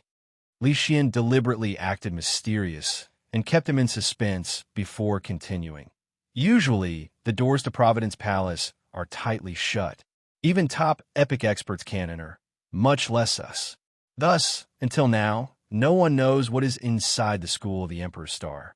However, on a certain day, every year, the gates of the School of the Emperor's Star open wide. Many strange things come from all directions, as if they are being carried by invisible ghosts. They line up and fly into the School of the Emperor's Star. I heard that there's everything inside. There are rare antiques, weapons, armor, gems, and jade. In any case, there are countless treasures. However, to us, those are basically useless. What can really be considered treasures are the companion eggs and dimensional crystals inside. Legend has it that a senior once obtained a companion egg.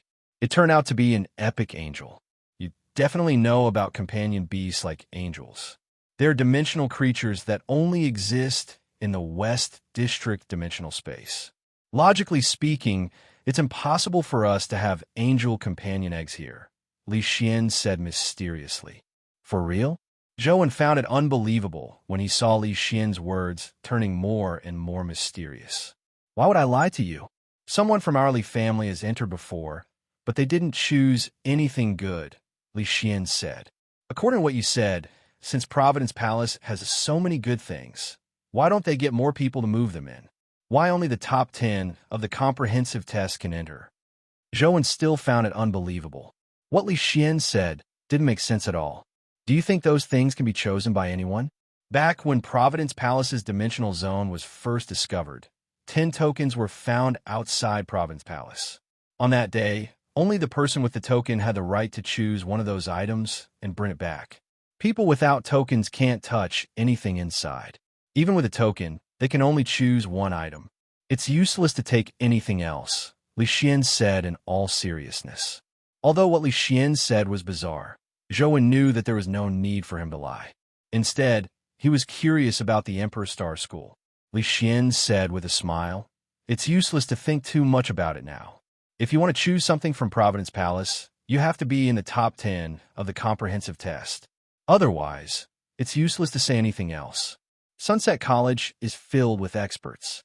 Even if I advance to the legendary stage, I'm not confident that I can squeeze into the top 10. Old Zhou, you haven't even advanced to the legendary stage, so it'll be even more difficult for you to enter the top 10. Ignoring the rest, Huang Ji, Hui Haifeng, Wang Lu, Feng Xiuyan, and that cheap sister of yours will definitely enter the top 10. They will occupy 5 spots, and the remaining 5 spots will be contested by many powerful fellows. If I was given another 1 or 2 years, I would definitely be able to enter the top 10. As for now, it's really a bit difficult." Zhou didn't know many students at Sunset College, but he actually knew all of the people Li Xian mentioned. It's fine if it's the others, but Wang Lu hasn't advanced to the legendary stage, right? How do you know that she will definitely occupy a spot? Zhou looked at Li Xian in puzzlement. Do you really not know, or are you faking it? The Wang family's Wang Lu cultivates in the youth rejuvenation divine art. If she can't occupy a spot, who else can? Li Xian said. Zhou was puzzled. Seeing that he really didn't know, Li Xian explained in detail to Zhou. The youth rejuvenation divine art was a secret primordial energy art of the Wang family. Outsiders didn't know much about it. After cultivating this primordial energy art, it would produce the effect of rejuvenation after the first breakthrough. The rejuvenation mentioned here didn't really mean becoming a child, but that one's level would drop back to the mortal stage. At the same time, one's physique and talent would be greatly improved. Cultivating again would not only allow one to advance quickly, but their achievements would also be higher. Wang Lu was about the same age as Jing when she first advanced to the legendary stage, but after advancing, she was reduced to the mortal stage by the rejuvenation effect.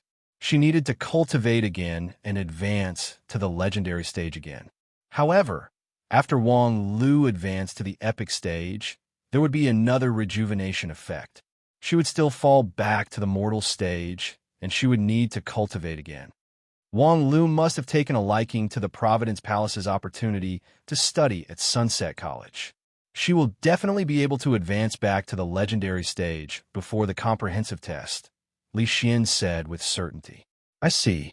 Only then did Zhou realize that Wang Lu had such a story. Anyway, I've told you the news. Think about it yourself. Call me if you need anything. Li Xian rubbed his chest and got up to leave. Although his immortal god of combat life providence and invincible connate divine art could quickly recover, his pain wouldn't be reduced at all. After Li Xian left, Zhou kept thinking about the comprehensive test.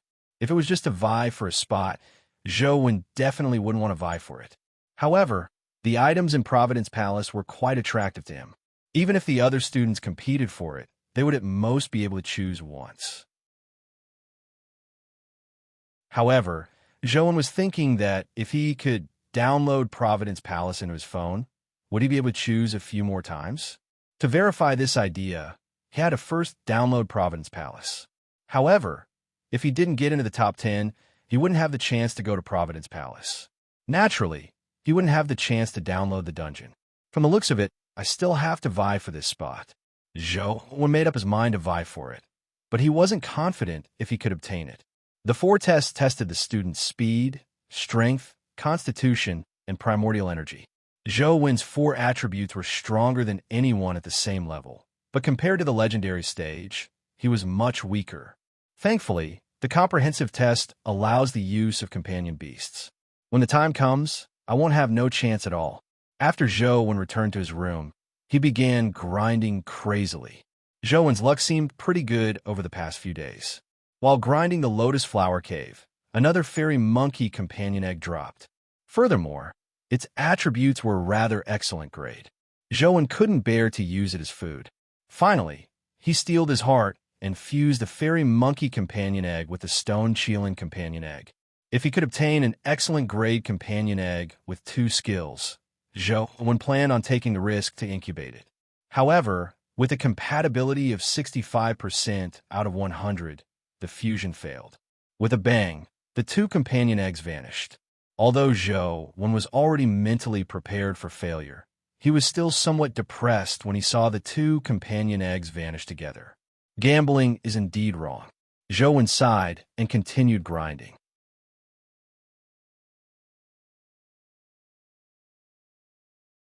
Chapter 121. Overseer, there's news from a league that a dimensional creature from the sea has infiltrated the East District. It might be heading for us, Shang said as he held a document that had just been faxed over. What level of dimensional creature is it? And Tianzhua asked with a frown. I'm not too sure at the moment, but from a description on the document, it wasn't easy for it to break through the coastal defense line. It even suffered some injuries. It should be an ordinary epic, Shang said as he read the document. However, ever since it charged through the coastal defense line, the League hasn't been able to track it down. They can only occasionally find some traces left behind by it. From the direction it's moving in, it's very likely to pass through Luoyang. The League has requested us to cooperate and intercept it. Overseer, what do you think? Strengthen the defense line and distribute the newly researched essence gold bullets. Even if we can't kill it here, we can't let it do whatever it wants in Luoyang, and Tianzhua said. Yes, Overseer. Shang accepted the order and left. With the help of the legendary truth listener earring, Zhou felt like a fish in water. A few days later, he finally memorized all the contents of the Ancient Sovereign Sutra. The instant he finished memorizing the Ancient Sovereign Sutra, he felt as though all the cells in his body had been ignited. His entire body became extremely hot, as though it was about to combust. The firebirds that were charging at the blood-colored avatar retreated and returned to the cauldron in front of the stone monument. Just as Zhou thought that his body was about to explode, the lost Immortal Sutra finally took effect, causing his body to enter a state of absolute stillness. In the next second, his essence energy circulated again, but it was no longer the lost Immortal Sutra's route. Instead, it became the Ancient Sovereign Sutra that Zhou had just memorized. The Ancient Sovereign Sutra could be described with one word, domineering. Wherever the essence energy flowed, Zhou felt as though all his cells had turned into explosives that could erupt with unparalleled power at any moment. The scorching, powerful, and tyrannical power was something that none of the essence energy arts that Zhou had cultivated in the past possessed. However, this domineering power gave Zhou a feeling of vitality instead of destruction. When the Ancient Sovereign Sutra completed a heavenly cycle, Zhou felt a strange change in his body. It was as though a casual punch could shatter the world. Taking a look at the blood-colored avatar stats, he realized that his strength had changed from 10 to 11. Now, he had 3 stats at 11, leaving only speed at 10. As he had mastered the Ancient Sovereign Sutra, the blood-colored avatar stood very close to the top of the Fire God platform, but no firebird appeared to attack him. Zhou controlled the blood-colored avatar to walk onto the Fire God platform. The flames in the stone furnace flickered, but it didn't spew out any firebirds to attack him. He originally imagined that there would be companion eggs given to him at the Fire God platform, but the outcome disappointed him. There was only a stone monument and a stone furnace on the Fire God platform. Apart from that, there was nothing else. No one gave him a companion egg. So not every place has a mythical companion egg. Zhou wasn't disappointed as he carefully sized up the stone monument and the stone furnace. Zhou had already memorized the words on the stone furnace. Furthermore, he had gained a basic mastery of the ancient Sovereign Sutra, so there was nothing special about it. Instead, the stone furnace was rather strange. Zhou couldn't help but take a closer look. There were many firebird patterns engraved on the outer walls of the stone furnace. However, on a closer look, he realized that they weren't firebirds, but different forms of flames. The stone furnace burned with scarlet flames, and in the flames there was something. Zhou looked at it for a while before he saw that it was a stone saber. It was constantly being burned in the furnace's flames. As the flames were too intense, he could only see a blurry outline of the stone saber. Could the stone saber in the furnace be a companion egg? Zhou's heart stirred as he made the blood-colored avatar attempt to reach out to retrieve the saber. After all, the blood-colored avatar only wasted a drop of blood every time it died. Zhou wasn't stingy with such attempts. After circulating the ancient Sovereign Sutra to its limits, the blood-colored avatar's palm reached into the stone furnace. The flames in the stone furnace automatically parted as though it was welcoming him. The flames parted, revealing the stone saber in the middle of the stone furnace. It allowed Zhou to see it clearly, and it was no longer a blurry outline. The first impression the stone saber gave Zhou was that it was crude. It was a stone saber that was polished from black stone. There were many edges and bumps on the blade, making it completely different from exquisite. However, the stone saber gave Zhou an extremely domineering feeling, as though it was the only one in the world. An ancient and desolate aura inundated him. On the side of the stone saber, there was a blood-stained mark. The blood-red color matched its shape, making it look like a blood-colored bolt of lightning. Without any hesitation, Zhou controlled the blood-colored avatar to grab the saber's hilt, hoping to pull it out of the stone furnace. However, when the blood-colored avatar's palm touched the stone saber, Zhou was stunned. This was because the blood-colored avatar's palm seemed to pass through an illusion, failing to touch the stone saber. How can this be? Zhou tried a few more times, but the outcome was the same. The stone saber didn't seem to be a real existence, just an illusion. No matter how the blood-colored avatar tried to grab it, it was futile. Its palm passed through the stone saber again and again. Zhou studied it on Fire God platform for a long time, but he couldn't figure out what was going on. Could it be that the stone saber is really just an illusion? Zhou stared at the stone saber in-game. No matter how he looked at it, it didn't seem like an illusion. This was because the saber's aura was just too powerful. How could an illusion have such a powerful aura? Now, Zhou had the urge to immediately return to guide Ancient City and ascend Fire God platform in reality to see if there was a stone saber in the stone furnace. It was impossible for Zhou to return to guide Ancient City now, so he could only temporarily give up on the stone saber and leave the Ancient Sovereign City dungeon. All three stats have already reached 11 points. Where can I find a primordial energy art to raise my speed to 11 points? Zhou only wanted to advance to the legendary stage as soon as possible. At the mortal stage, he was still too weak. Compared to true experts, he could only allow himself to be trampled upon. Furthermore, only by advancing to the legendary stage could he hatch legendary companion eggs without any worries. Armor, weapons, necklaces, and other companion beasts were very helpful in raising his strength. After some consideration, Zhou went to the school's library. He wanted to read the information and see if there were any other mysterious dimensional zones in Luoyang that had primordial energy arts. Unfortunately, Zhou didn't find anything similar to Small Buddha Temple or Mount Laojun despite reading through a lot of information. At the very least, there didn't seem to be such a place in Luoyang. Zhou flipped through the other dimensional zones in the League and made quite a few discoveries. Boom! As Zhou was reading the information, he suddenly heard a loud bang. The entire library shook violently as large amounts of concrete fell from above him.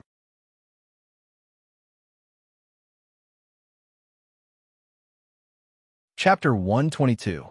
Zhou immediately activated his lotus flower Buddha body. At the same time, he spread out the silver wings on his back and instantly retreated more than 10 meters. His left hand, which was wrapped in the lotus bracer, shattered the large piece of reinforced concrete that smashed at him. Boom! Amidst the flying debris and dust, Zhou saw a gigantic green-scaled snake fall from the hole in the roof. It smashed the bookshelves in the library to smithereens, sending wood and paper flying everywhere. A huge crater was left in the ground. Large amounts of debris smashed into Zhou, but thankfully, he had already activated his lotus flower Buddha body. The flying debris didn't cause any damage to his body. The green-scaled snake was extremely large. It was more than 100 meters long and as thick as a water tank. On its back was a pair of gigantic wing-like fins. The students in the library dodged as they screamed and ran out of the library. Although Zhou didn't know what was happening, he knew that he couldn't stay here for long. Just as he was about to escape to the library like the other students, he saw the gigantic snake open its mouth in a bid to devour a student beside it. The student was too close to the spot where the snake had landed.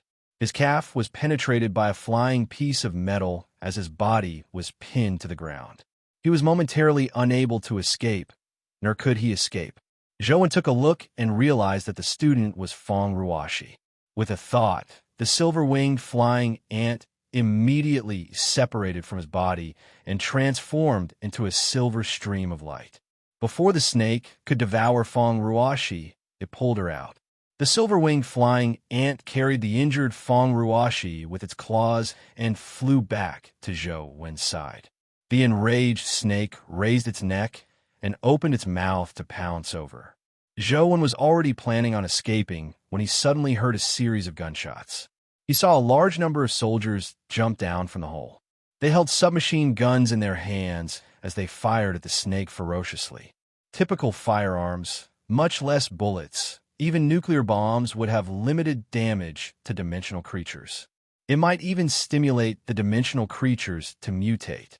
However, when the soldiers' bullets hit the snake's body, they pierced through its scales, leaving bloody holes in its body. The snake screamed in pain as it twisted its body in a bid to escape. However, it was too late to escape now. The soldiers fired at it, and in just a few seconds, the ferocious giant snake was turned into a hornet's nest. The snake's blood was everywhere. A young officer rushed over and sized him up as he asked anxiously, "Young Masterwan, are you all right?" "I'm fine." Zhou recognized the officer. It was Tianzuo's adjutant, Sheng. "It's good that you're fine. Young Masterwan, you can head back first. There are still some things that need to be dealt with here." Sheng called 2 soldiers over and got them to escort Zhou and Feng Ruoshi out of the library. Feng Ruoshi's calf was injured, and the steel centipede was still lodged in it. Thankfully, the injury wasn't serious. Just as the 2 of them left the library, the school's medical team rushed over. A doctor treated Feng Ruoshi. "Thank you, Zhou. You risked your life to save me after what I did to you in the past." She had always been brooding over the fact that she hadn't been able to team up with Zhou for the college entrance exam. "It's nothing. It's not considered a risk. If it were any other student, I would have saved them too. You don't have to think too much about it," Zhou said as he turned to leave. The middle-aged female doctor who was treating Feng Ruoshi's wound nearly laughed out loud when she heard Zhou say that. Seeing Feng Ruoshi's disappointed expression, she said to her, "Young lady, it's fine if you don't want such a man who relies on his strength to stay single. It'll save you from being angered to death by him in the future." Feng Ruoshi blushed. "We're just ordinary classmates. Don't think too much about it." What happened in the library caused quite a commotion in the academy. The students were all discussing this matter. The school quickly gave an official explanation. It was said that a criminal had escaped with a companion beast and mistakenly entered the school under the pursuit of the military. The criminal and the companion beast had been killed on the spot by the military. Zhou had seen the giant snake with his own eyes, but he felt that it didn't look like a companion beast with an owner. It was more like a wild dimensional creature. Zhou originally felt that it was impossible. After all, It was impossible for wild dimensional creatures to leave dimensional zones. However, when he thought of the antelope in his dorm, Joan felt that it wasn't impossible. If all dimensional creatures can rush out of dimensional zones, what will the human world become? Joan couldn't help but shiver when he thought of this possibility. The number of human experts had been constantly increasing in the past few decades. Epic experts were no longer rare, but compared to dimensional creatures, they were still far inferior. Ignoring everything else, just the three-faced Buddha of Small Buddha Temple and the expert who hadn't even shown his face at Mount Laojun were probably difficult to find a match among humans. There were many other places like this on Earth.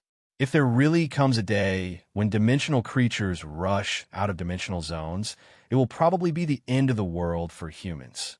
I have to have sufficient strength to survive. Joan felt that that day wasn't unreachable.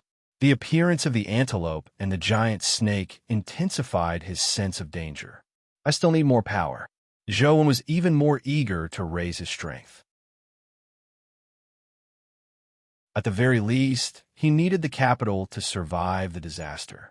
After returning to his dorm, Joan planned on taking a shower and changing his clothes that were covered in dust and torn. Then, he would take a shower before continuing gaming. However, when he took off his clothes, he realized that there was an egg-sized conch shell stuck to the inside of his clothes. The conch shell was colorful and beautiful. Joan casually plucked it off and was about to throw it away, but when he held in his hand, he was slightly taken aback. The conch shell was filled with blue seawater. Even though the opening of the conch shell was facing downwards, the seawater inside didn't stir at all. Not even a drop of seawater flowed out. Joan was somewhat surprised when he suddenly saw waves in the seawater. Ripples spread out as something slowly floated up in the middle of the seawater. Joan was alarmed as he quickly threw away the conch shell. At the same time, he summoned his companion beast to fuse with him and prepared for battle. The conch shell that Joan had thrown away floated in midair.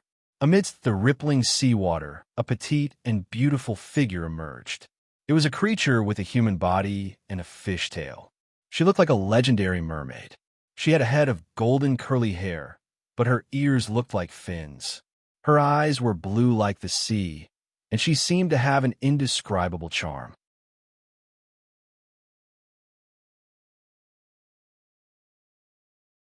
Chapter 123. Without much hesitation, the transparent silver wings on Joan's back flapped the moment he saw the siren-like mermaid appear. He stomped on the ground and wanted to rush out from the balcony. There were too many unknown, terrifying existences in this world. Regardless of the possibility of defeating the siren, Joan wasn't willing to take the risk. However, just as he moved, the conch on the siren's back spewed out a large amount of seawater. The egg-sized conch spewed out seawater that enveloped the entire living room like a waterfall. Joan's body slammed into the waterfall formed by the seawater and immediately felt his body being pushed back into the living room by the waves. Hee, foolish human. In front of the sea queen, any resistance is unnecessary. Become my slave and be used by me. This is the only way for you to survive. The siren's figure gradually walked out of the conch as its body gradually grew larger. Soon, it became about the size of a normal human. Joan gathered his strength and repeatedly slammed into the waterfall formed by the seawater. He was repelled every time. Even when Astral/Blade slashed at the waterfall, it only left a crack before vanishing in the blink of an eye. It's useless. Foolish human, don't do such foolish things again. Become my slave, said the siren. As the siren spoke, a strange light flashed in her dark blue eyes, exuding an indescribable demonic charm. When Joan's gaze met the strange eyes, his eyes immediately glazed over as though he had been possessed. He walked towards the siren in a daze. Yes, that's it. Come to the queen's embrace. Becoming my slave is a great honor for a human. The siren opened her arms and hugged Joan like a mother. At the same time, her pale blue lips were about to press on Joan's forehead. Joan continued walking towards the siren in a daze, as though he didn't sense anything. All he could see were the siren's strange eyes. The siren's hands had already pressed down on Zhou when shoulders and her lips were about to press on his forehead. At that instant, Zhou Wen's originally dull eyes suddenly turned clear. His left hand, which was wrapped in the lotus flower bracer, suddenly shot up. His palm carried an astral/blade aura as he slashed at the siren's abdomen. With the support of the lotus bracer, the astral slashing saber chi condensed from 11 points of essence violently slashed at the sea demon's smooth abdomen, leaving a wound on it. This caused the beautiful face of the sea demon to be slightly stunned. It was unknown if she was too confident or if she didn't expect Zhou Wen to remain lucid under her gaze. But the siren didn't react at all. She looked at Zhou Wen in disbelief. However, Zhou Wen didn't hesitate. In an instant, his entire body moved. His fists, feet, palms, elbows, and knees attacked the vital points of the sea demon like a storm. The mutated lotus flower ant and silver-winged flying ant were also summoned by Zhou Wen. They attacked the siren from both sides, hoping to severely injure her in the shortest time possible, preventing her from counterattacking. Bang! Bang! Bang! Zhou Wen only saw the sea demon's arm move before he and his two companion beasts flew out at the same time. They slammed into the waterfall and bounced back to the ground. The sea demon stared coldly at Zhou Wen as she stroked the wound on her abdomen. The wound had strangely healed without leaving a single scar. Humans are despicable. You don't listen when you're being nice. You want me to do it myself? The sea demon stared coldly at Zhou Wen as she swung her tail, hoping to ride the waves towards Zhou Wen. Bang! Just as the sea demon finished speaking, a hoof descended from the sky, slapping her and the conch to the ground. The seawater that enveloped the living room immediately scattered as the living room returned to its original state. Zhou Wen saw that the sea demon was sprawled on the floor, unable to stand up no matter how hard she struggled. On her back, the white antelope stood leisurely, its four hooves stepping on the sea demon as though it wasn't stepping on a terrifying dimensional creature, but a piece of wood. Without another word, Zhou Wen made the mutated lotus flower ant transform into an arm guard and slash at the sea demon's neck. The sea demon was most likely an epic creature. No matter what dropped after killing her, it could be sold for a good price. This was undoubtedly very tempting to Zhou Wen, who lacked money. Of course, the main thing was to resolve any future problems. He couldn't let such a dangerous dimensional creature continue living. This was too dangerous for Zhou Wen and the students beside him. Don't kill me. As long as you are willing to let me go, I can share a huge secret with you, the sea demon hurriedly shouted. However, Zhou Wen ignored her. The sharp edge of the lotus arm guard slashed at her neck, but when the sharp blade slashed at the sea demon's seemingly fair neck, it only left a faint red mark. It had only sliced through her skin. Zhou Wen was slightly alarmed. The lotus arm guard was already considered a top legendary weapon, but it could only slice through her skin. This sea demon was probably a top existence at the epic stage.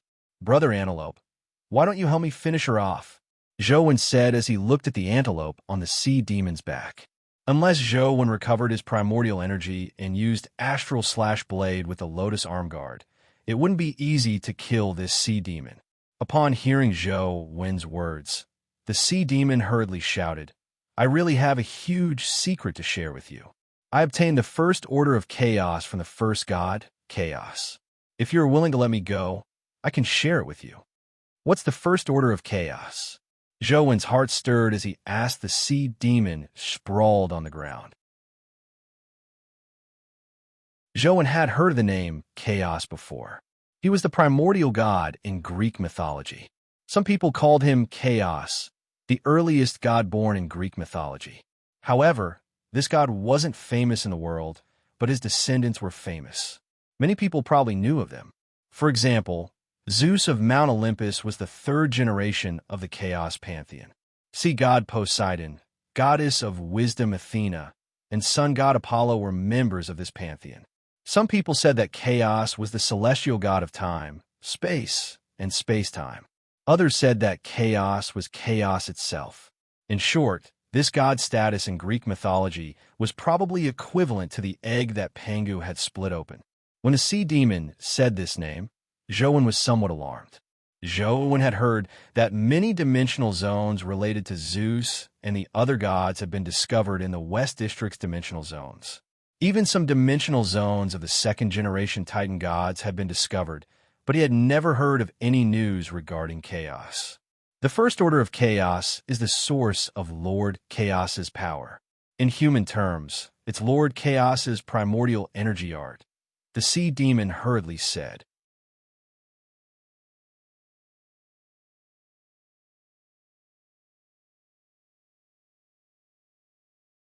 His body felt the invasion of all things, being burned by flames, being bombarded by lightning, shivering in the dark night, and sinking in the ocean.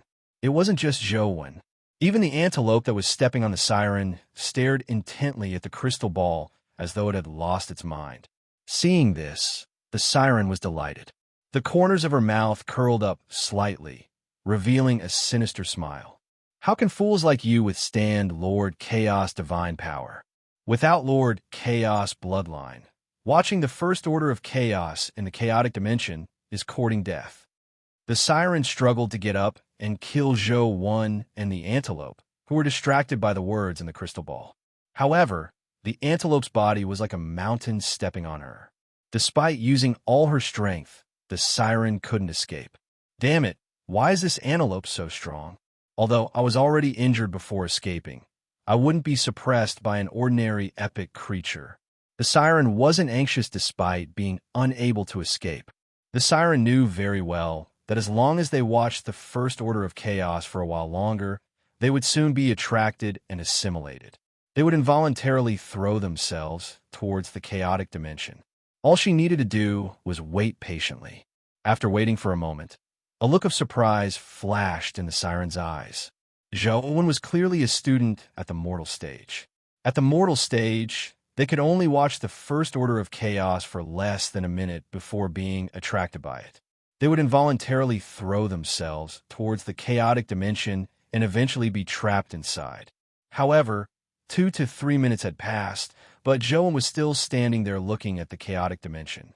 He had no intention of walking towards it. This human is a little strange. Recalling how her eye of the siren had failed to confuse him, the siren couldn't help but size him up. For a mortal stage to have such a performance, the siren felt that he might have some treasure on him. Otherwise, it was difficult to explain how he could withstand the eye of the siren and observe the first order of chaos for so long without being affected. As for the antelope, the siren had already determined that it was an extremely powerful existence. It wasn't surprising that it could last so long. Hence, in the living room on the second floor of Zhou Wen's building, an extremely bizarre scene happened. An antelope stepped on a mermaid, but the human and antelope's eyes were glued to the crystal ball in the mermaid's hand. Time ticked by. Half an hour later, Zhou Wen still hadn't walked towards the crystal ball. The siren was already very certain that Zhou Wen had an extremely powerful treasure on him. God really favors me. Not only did I luckily obtain the first order of chaos, but now a powerful treasure has also delivered itself to me. The siren was delighted. She wished she could immediately escape the antelope on her and search Zhou Wen's body to find the treasure. Suddenly, the antelope on her back moved and slowly walked towards the crystal ball. It's finally moving. The siren was overjoyed as she threw the crystal ball into the air, making it float far away. The antelope walked toward the crystal ball step by step. After getting off her, the siren regained her freedom.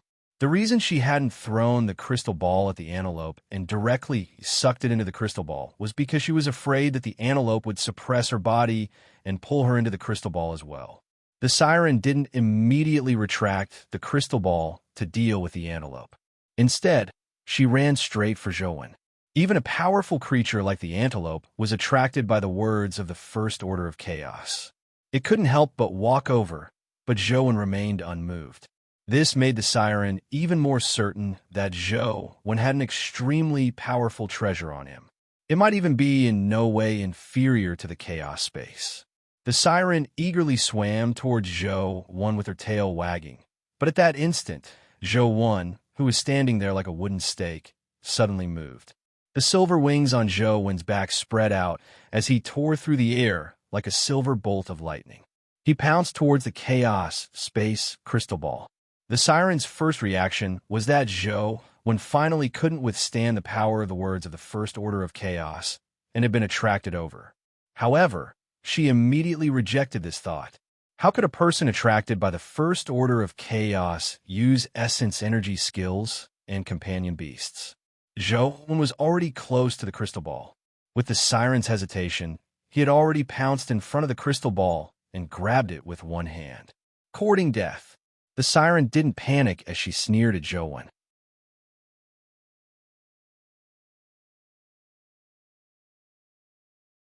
Chapter 125. Even a siren with some of Chaos's bloodline couldn't touch the chaos space in the beginning. Later, after cultivating a portion of the First Order of Chaos, she was able to directly touch it with her hands. Only then did she escape to the east with it. However, the moment Zhou Wen grabbed the crystal ball, the siren's expression changed drastically. When Zhou Wen held the crystal ball, its luster converged. The myriad changes within vanished, and the words of the First Order of Chaos naturally vanished as well. Seeing Zhou Wen play with the chaos space that had completely lost its luster, the siren was stunned. Impossible. How is this possible? You are an Eastern creature. It's impossible for you to have Lord Chaos's bloodline. The siren was somewhat incoherent.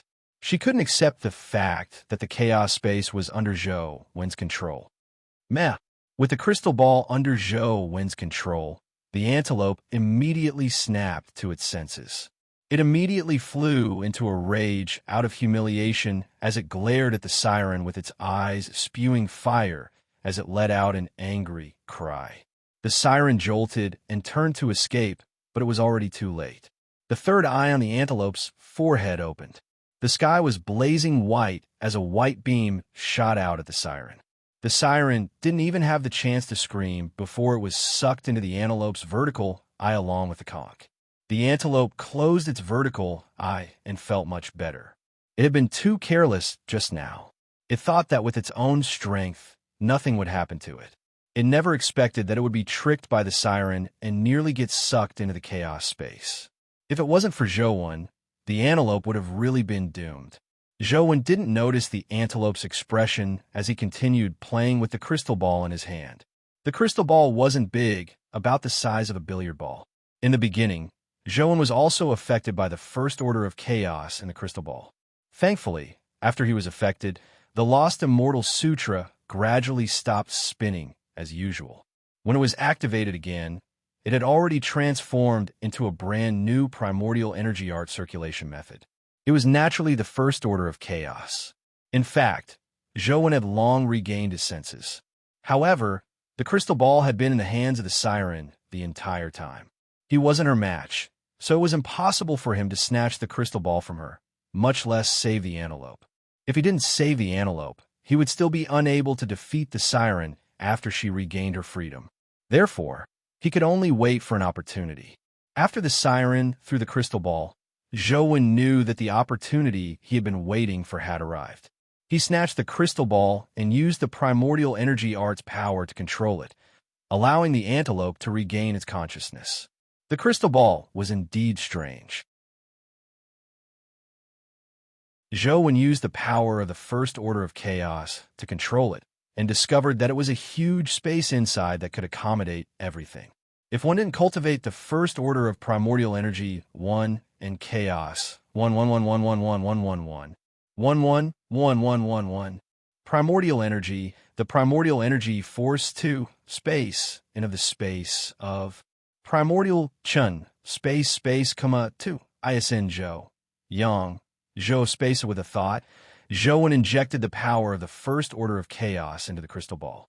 The crystal ball shrank according to his will, quickly becoming the size of a bean. He wanted to continue shrinking, but the crystal ball didn't move. After obtaining such a magical crystal ball, Zhou Wen was naturally in a good mood. However, what puzzled him was that although the Lost Immortal Sutra had helped him master the First Order of Chaos, it didn't increase any of his stats. His strength, constitution, and primordial energy were still at 11 points. His speed was still at 10 points without any changes. Zhou thought for a moment and carefully sensed the power of the First Order of Chaos, roughly guessing the reason. Zhou felt that the First Order of Chaos clearly strengthened his primordial energy, but his primordial energy attribute had already been strengthened by the Wordless Monument's primordial energy art. Therefore, cultivating the First Order of Chaos, which was relatively similar, didn't have much of an effect. It was just an additional primordial energy art. If my theory isn't wrong, it means that I need to learn another primordial energy art that enhances speed to raise my speed to 11 points. Zhou felt a slight headache. It wasn't easy to find in primordial energy art. Furthermore, it had to be in primordial energy art that mainly enhanced speed. The difficulty increased significantly. In the information I found in the library, there are indeed some mysterious lands similar to Small Buddha Temple and Mount Laojun. However, how can I be sure that the primordial energy arts in those mysterious lands don't enhance speed? Zhou was somewhat vexed. Those mysterious lands weren't in Luoyang to begin with. Now that there was such a restriction, Zhou was momentarily at a loss as to where to find primordial energy arts. I'll make plans after the comprehensive test. Zhou couldn't leave school now. Even if he had a goal, he couldn't go. Sheep sized up Zhou before slumping back onto the sofa. It was languid and didn't look like it was in a good mood. Zhou returned to his room and closed the door. Then he took out the crystal bead that had shrunk to the size of a bean. He attempted to place things like teacups inside before taking them out. Everything went smoothly, be it small items like teacups and glasses cases, or large items like blankets and chairs. They could be easily placed inside and taken out. It was like a doorman's pocket.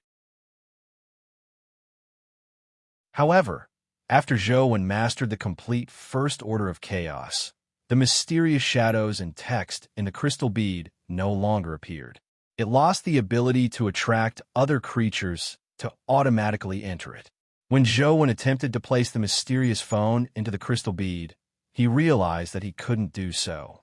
After studying it for a while, Zhou put away the crystal bead and went online to search for items like jewelry and accessories. In the past, all sorts of gems, jade, and diamonds were expensive, but now the prices of those things were rather cheap. Ordinary people could afford them, especially the price of diamonds. In particular, the price of diamonds was not much higher than that of natural crystals. Firstly, it was because diamonds weren't worth much to begin with, and artificial diamonds could replace natural diamonds. Furthermore, in this era, people were more willing to spend money on companion eggs and dimensional crystals. The price of diamonds naturally plummeted. Now, many high-level accessories were made using dimensional crystals. People with a bit of money wouldn't wear ordinary diamond accessories. Zhou looked at these accessories because he wanted to hide the crystal bead in them. A single crystal bead could easily be seen through, but it was difficult to find any problems with an accessory embedded with many crystal beads. After all, the Chaos Space Crystal Ball usually looked no different from ordinary crystal beads. After some selection, Zhou finally chose a silver bracelet made of natural crystals and diamonds.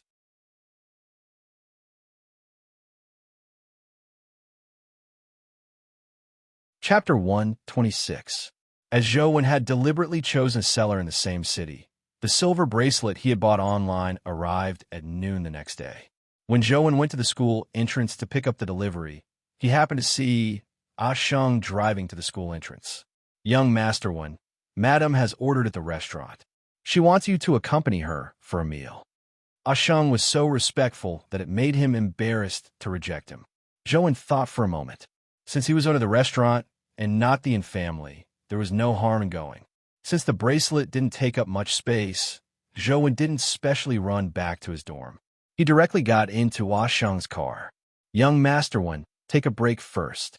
It'll take about half an hour to get there," Sheng said to Zhou as he started the car. "Aren't you and Tianzu's adjutant? Why do you often help Sislon?" Zhou asked in puzzlement. Sheng said with a smile, I'm the overseer's adjutant. Apart from my usual work, I'm also in charge of taking care of the overseer's daily life. At the same time, I'm also in charge of the in-family security. I could be considered half an official of the in-family. Joan nodded and didn't say anything else. As half an hour was too long, Joan thought for a moment before opening the jewelry box and taking out the silver bracelet. The bracelet looked beautiful and exquisite. There were quite a number of diamonds and crystal beads embedded in it. Joan had bought it after checking the size, so the size of the crystal beads was basically the same as the crystal beads formed by the chaos space. Joan carefully removed one of the crystal beads and embedded the chaos space crystal bead into it. It looked perfect and almost flawless. With the diamonds beside it as a foil, the crystal bead wasn't that eye-catching. The average person probably wouldn't deliberately place the crystal beads on it. After trying on his wrist, he realized a problem. The chaos space crystal bead was indeed inconspicuous, but such a bracelet on a man's wrist seemed a little too eye-catching. Silver is a little too flashy, and it's not hard enough. It's easy to break. I should buy another bracelet made of black steel later. Joan thought to himself as he took off the bracelet and placed it in the box. The box was a little too big, so he couldn't put it in his pocket. All he could do was hold it in his hand. After arriving at the restaurant, Joan realized that Jing was there as well. "Little one, come over quickly. The dishes have been ordered. You're the only one left." Ouyang Lan very naturally pulled Zhou when to sit beside her. Although Zhou didn't have a good impression of Jing, he didn't mind. Since he was here, he could sit down and have a meal with Ouyang Lan. Jing sat on the other side of Ouyang Lan and glanced at one without a word. She wore a proud and cold expression. Asheng had already instructed the staff to serve the dishes. While the dishes were being served, Ouyang Lan saw the box in Zhou's hand and asked, "Little one, what's that?" Zhou thought to himself, "It's good to let Ouyang Lan take a look. If even Ouyang Lan can't see any flaws, it will be even harder for others to do so. I bought a bracelet. Sis Lan, take a look." Zhou handed the box to Ouyang Lan. "I bought a bracelet for one." Zhou took it and looked at Lan. "Tang up, went up, up, tang, one went up." "Little one, I never expected you to be so thoughtful. This is a birthday present for little Jing, right? I didn't plan on telling you that it's little Jing's birthday today. I just wanted you to come over for a meal, but I never expected you to prepare a gift in advance." Ouyang Lan really believed that it was a gift Zhou had prepared. Otherwise, why would a man like him buy a woman's bracelet and bring it here? Zhou was taken aback when he heard that. He didn't know that he had bought a woman's bracelet. All he knew was that the size was perfect for embedding the chaos space crystal bead, so he bought it. If Ouyang Lan hadn't told him, he wouldn't have known that it was a woman's bracelet. And Jing also believed that Zhou had really bought the bracelet for her. She felt a little ashamed. Zhou isn't a bad person. I did go overboard in the past. Should I find an opportunity to apologize? Just as Jing was thinking about it, she suddenly heard Zhou say, "Sis Lan, I didn't know that it's Jing's birthday today. This isn't a gift for her." And Jing's expression froze slightly as she felt mixed emotions. She didn't know what to feel. Ouyang Lan hurriedly changed the topic. "You bought such a beautiful bracelet. Do you have a girl you like?" Zhou shook his head and said, "I bought the wrong one. I originally bought a male bracelet for myself, but I bought the wrong one. I have to return it. This brat is like a rock in a latrine pit. He's smelly and hard. Ling Feng is such a glib talker. How could he give birth to such a stinky brat?" Upon hearing Zhou say that, Ouyang Lan felt somewhat depressed. Since he had bought the wrong one and had no intention of giving it to someone else, and the bracelet wasn't worth much, couldn't he have just given it to Jing in passing? Ouyang Lan had no idea that the bracelet had a chaos space crystal bead on it. How could Zhou give it to Jing? The meal was very awkward. Ouyang Lan didn't have a good solution either. After a quick meal, she got Asheng to send Zhou back. After Zhou returned to his dorm, he immediately went online to order another bracelet. This time, Zhou was more careful and confirmed that it was a male bracelet. He even specially chose a hard black steel bracelet. After Zhou received the new bracelet, he embedded the chaos space crystal bead into it and found it very suitable. Even if he looked carefully, it was difficult to distinguish the chaos space crystal bead hidden among the diamonds and natural crystals. Furthermore, he usually had his sleeves to hide it, so most people wouldn't be able to see that he was wearing a bracelet. After all this trouble, Zhou finally settled the bracelet, but the comprehensive test was approaching. Li Xian hadn't been seen for days, so he was probably working hard to raise his strength. With the Li family backing him, he had an endless supply of dimensional crystals and companion eggs. It wasn't difficult for him to raise his stats and contract a powerful legendary companion beast. It was likely that his strength would increase extremely quickly. Only on the day of the comprehensive test did Zhou realize that Sunset College had so many students. There were probably more than 10,000 people. The field was divided into 4 special areas. In one area, there were more than 100 boiling pots of oil. The oil in the pots emitted blue smoke as though it would ignite at any moment. In another area, 30-centimeter wide paper was made into a 100-meter-long wooden bridge. It was likely the testing ground for crossing the paper bridge. The other 2 testing grounds were relatively far from Zhou. He could only vaguely see some stone cauldrons and nothing else. Old Zhou, how are your preparations? Do you have the confidence to enter the top 10? Li Xian came to Zhou side and hugged his shoulder with a smile. Juniors, all of you are really cute. You want to rush into the top 10 as a freshman. You have aspirations. I think highly of you, a few upperclassmen said with a smile when they heard Li Xian's words.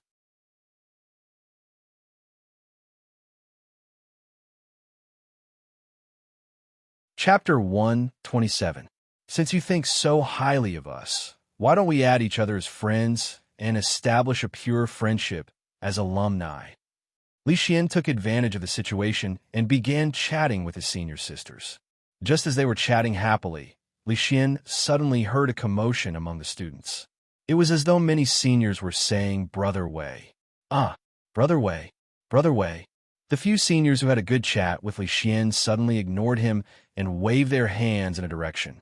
Holy **T, is Sunset College that open? Li Xian was puzzled as he turned to look in the direction where the seniors were waving their hands. He saw a boy walking toward the podium to speak on behalf of the students. When he saw the boy clearly, Li Xian said sourly, "So what if he's the president of the student council? It's just that he entered the school 2 years earlier than us. I'll run for the president of the student council later and become one too." "Is he very strong?" Zhou asked. "He's not bad. The president of Sunset College's student council typically has the strength to squeeze into the top 3 in the school. Before we came, this Wei Gu was considered the second strongest in the school. His life providence is that he's well-versed in both literature and martial arts. He learns everything especially quickly. Things that others need to spend a lot of time to practice, he can learn them immediately and quickly master them. From punches, kicks, and weapons to theoretical knowledge. He hasn't gotten second place ever since he entered Sunset College," Li Xian said. "He hasn't gotten second place. Why are you saying that he's the second strongest?" Zhou asked in puzzlement. Li Xian chuckled and said, "He hasn't gotten second place, but he has been ruthlessly beaten up. However, the only person who can beat him up in Sunset College was that freak, Huang Ji. Now, the situation is different. With the 2 of us here, he can only be 4th in the future." After Wei Gu spoke, he also gave a demonstration of the 4 items to all the students. It was mainly to let the freshmen know how to take the test. There were a total of 100 heated pots of oil to fish out the coins. However, these 100 pots of oil were divided into 10 groups. Each group had 10 pots of oil, and the temperature of the pots at the back was higher. Generally, as long as one could fish out the coin from the first pot with the lowest temperature, it would be considered a pass. This project is very dangerous. Students, before choosing this project, you have to consider it carefully. Even if you have decided to participate in this project, please start with the lowest temperature, Wei Gu said as he summoned a companion beast. It was a black-furred gorilla. This is a black iron gorilla at the mortal stage. It has a constitution of 9. It's considered top-notch among those at the mortal stage. With that said, Wei Gu ordered the black iron gorilla to extend its claws to fish out the coins in the first pot of oil. However, just as the black iron gorilla's claws reached into the pot of oil, it heard a scream. The black iron gorilla let out a blood-curdling screech as it retracted its claws, only to see that the fur on its claws were blistered from the explosion. It looked very frightening, and there was a faint smell of meat wafting over.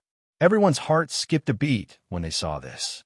The students who were still hoping to get lucky immediately gave up on the option of fishing coins from the frying pan. Students, as you can see, you have to be careful when choosing this project. Let me demonstrate for everyone. With a smile on his face, Wei Gu rolled up his sleeves. A red tattoo appeared on his smooth arm. It was in the shape of a red-scaled snake. With Wei Ji's summoning, the red-scaled snake tattoo on his arm seemed to come alive. It transformed into a red-scaled gauntlet that wrapped around his entire arm and palm. Then, Wei Gu nonchalantly reached his hand into the pot of oil and fished out a coin. Following that, Wei Gu demonstrated the remaining 3 projects. However, he only demonstrated the lowest difficulty. It was mainly to let the freshmen know how to do these projects. Among the 4 projects, only crossing the paper bridge didn't have any difficulty. All the paper bridges were 100 meters long, and the results were determined by the time one took to cross the paper bridge. The result of stepping on a rice paper was 0. Furthermore, flying pets couldn't be used to cross the paper bridge. One had to walk on the rice paper. This alone stumped many students. After Wei Ji's demonstration, the students began registering for their projects. Everyone had to register for at least 2 projects. Of course, they could also register for all 4. Zhou Wen and Li Xian had both registered for 4 projects. They wanted to enter the top 10, so not only did they have to complete all 4 projects, but they also had to obtain good results. These 4 projects didn't look easy to Zhou Wen. It wasn't difficult to pass, but it wasn't easy to obtain high scores. However, the first student to go on stage chose to fish out a coin from the frying pan. Furthermore, he walked straight to the 10th hottest frying pan. He casually stood in front of the frying pan and rolled up his sleeves. He didn't use any companion beasts, but his arms suffused a metallic luster. It was unknown what primordial energy skill he used as he reached into the frying pan and fished out a coin. That fellow's name is Wu Jun. He also has a younger sister named Wu Nan. It's very rare to see the siblings in action, but their strength is unfathomable, Li Xian introduced. Wu Jun's performance gave many students who had been frightened hope. In the end, a freshman chose to fish out money from the frying pan because he had a primordial energy skill. However, just the lowest temperature of frying pan scalded his hand. Thankfully, there were doctors on the scene, so it wasn't a serious problem. After Wei Ji's demonstration, he went to the side to watch. When he saw that Feng Qiuyan had chosen to cross the paper bridge and had obtained excellent results, breaking the previous record, he smiled and came in front of Feng Qiuyan, who had just completed his project. Feng Qiuyan, I've long heard of your name. Are you interested in joining the student council? Wei Gu asked with a smile. The students beside him cast envious gazes at Feng Qiuyan. Those who could join the student council were all top students in the college. Typically, they had to apply to join themselves. It was a great honor for Wei Gu, the president of the student council, to personally invite him. Not interested, Feng Qiuyan said expressionlessly as he walked past Wei Gu. Wei Gu only smiled. People with strength had some personality. He could understand this. At the same time, he firmly believed that Feng Qiuyan would join the student council sooner or later. It was only a matter of time. He turned to look at the departing Feng Qiuyan, but he realized that Feng Qiuyan was walking towards Li Xian. Wei Gu naturally recognized Li Xian, the famous scion of Luoyang City. He couldn't help but feel surprised. With Feng Qiuyan's temper, it was unbelievable that he would be with a fellow like Li Xian. However, Wei Gu soon realized that the person Feng Qiuyan was looking for wasn't Li Xian, but the boy standing beside him.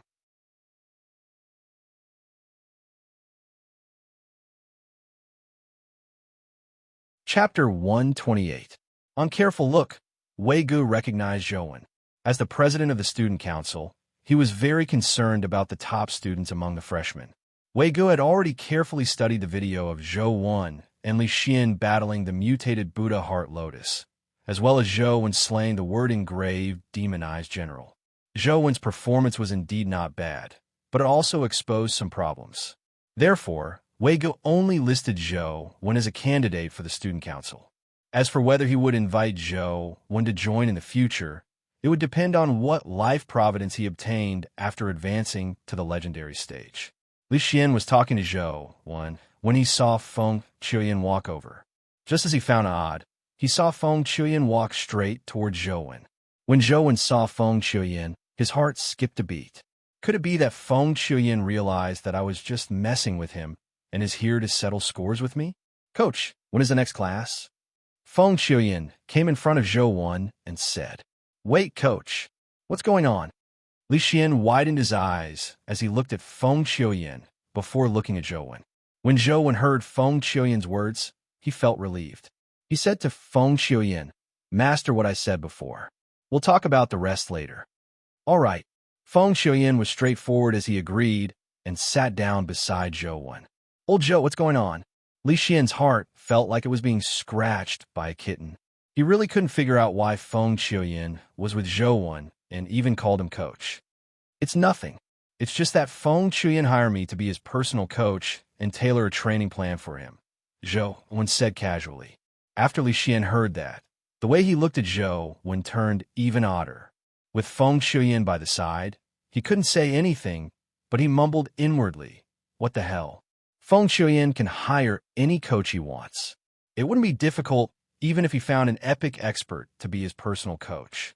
Why would he find a student from the same school to be his coach? Furthermore, Zhou Wen hasn't advanced to the legendary stage, yet he's being Feng Qiuyan's coach. Is Feng Qiuyan's brain damaged?" Li Xian fidgeted uneasily. He wanted to know what had happened between Li Xian and Feng Qiuyan, but it wasn't his place to ask Zhou Wen.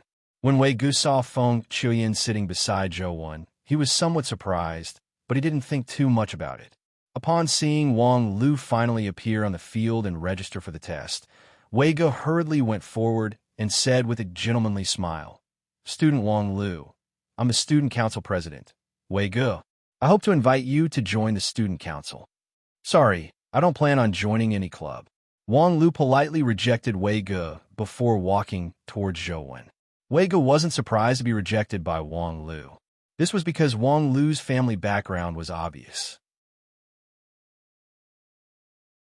Others might value the connections and influence of the student council, but there was no need for Wang Lu to care. However, Wei Gu couldn't help but be alarmed when he saw Wang Lu walk over to Zhou Wen and say a few words to him before sitting down. When Wei Gu saw Jing, he didn't mention inviting her to join the student union. All he did was go up to greet her and get to know her. Sunset College was the family to begin with. If Jing were to join the student council, she would definitely become the student council president. When the time came, he could only retreat to the position of vice president. Wei Gu naturally wouldn't do such a foolish thing. Thankfully, Jing hadn't shown any intention of joining the student council despite having been in school for so long. This made Wei Gu feel much more relaxed. Jing nodded politely as a response to Wei Gu before walking towards Zhou Wen. "What the hell? What's up with that kid? He's only been in Sunset College for a month, but he already has such connections?" Wei Gu was secretly alarmed as he couldn't help but think more highly of Zhou Wen. Jing came in front of Zhou Wen and said to him, "If you can enter the top 100 for this comprehensive test, you will win the bet." With that said, Jing walked away. Zhou Wen was slightly taken aback as he recalled that Jing had previously made a 3-month agreement. However, Zhou Wen didn't take it to heart. If Jing hadn't mentioned it, he would have forgotten about it. "What bet?" Li Xian asked nosily. "Nothing." Zhou Wen shook his head and didn't say a word. As for Wei Gu, he sized up Zhou Wen from afar, thinking about how to pull him into the student council. Zhou Wen actually had such connections. If he could pull him into the student council, it would definitely be of great help to the future work of the student council. Wei Gu could also use Zhou Wen's connections to enter Wang Lu and Jing's circle. Just as he was thinking, he saw Huang Ji walking over.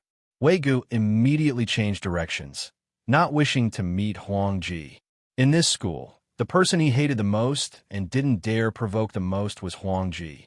In the past, he had wanted to pull Huang Ji into the student council, but he was rejected. Later, he used some tricks, but to his surprise, Huang Ji was much more powerful than he imagined. He ended up beating him up. The school knew that Huang Ji had beaten him up, but they didn't know why. Ever since that incident, Wei Gu basically circled around Huang Ji whenever he saw him. He never thought of pulling Huang Ji into the student council again. Furthermore, he didn't believe that anyone could pull Huang Ji over. After Wei Gu circled around Huang Ji, he turned his head and saw Zhou stand up. He was waving at Huang Ji and shouting, as though he was beckoning him over.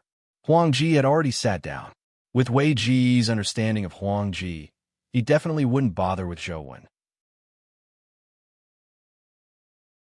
However, to his surprise, Huang Ji really got up and walked over when he heard Zhou call out to him. After arriving at Zhou's side, he met up with him and seemed to be chatting very warmly. Wei Gu was dumbfounded. What's going on? That freak, Huang Ji, actually chatted with someone for so long? He had no idea that the reason Huang Ji had chatted with Zhou for so long was because Zhou was talking about his game and investments. That was why Huang Ji was so interested. I have to pay close attention to this first-year Zhou. Wei Gu felt that he needed to understand this freshman again. If possible, he had to pull him into the student council and make him work for him. Not long after, Wei Gu saw Hui Haifeng and Nana bring a few upperclassmen to Zhou's side. They looked like they were chatting happily with Zhou and company. His heart couldn't help but skip a beat. Logically speaking, as the president of the student council, there shouldn't be anyone in Sunset College who could compete with him, but Hui Haifeng was an exception. If Wei Gu was a positive example in Sunset College, then Hui Haifeng was a negative example. Most of the students around him didn't abide by the rules.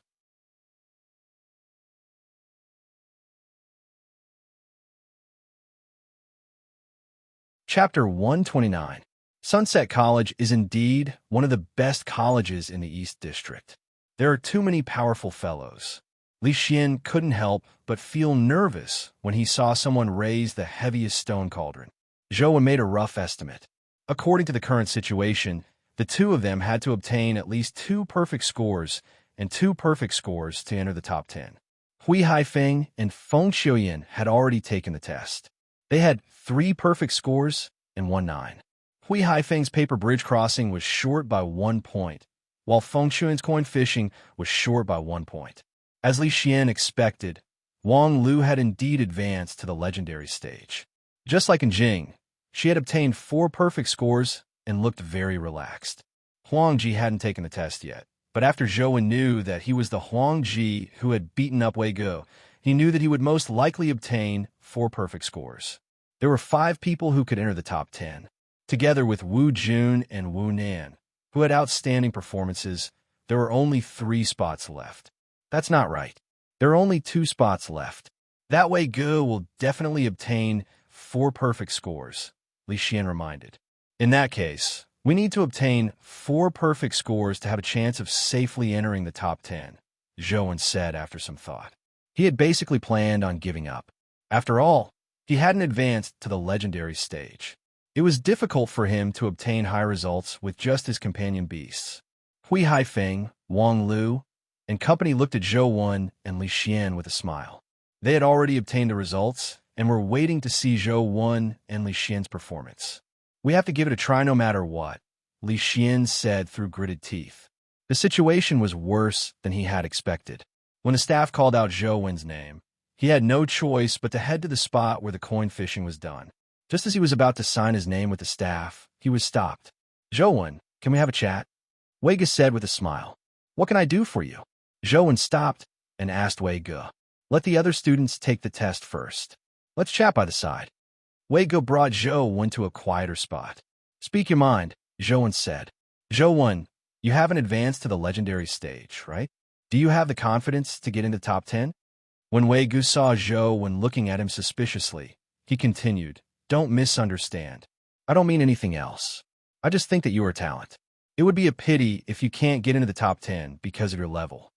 What do you mean? Zhou Wen looked at Wei Gu in puzzlement, unsure what he was getting at.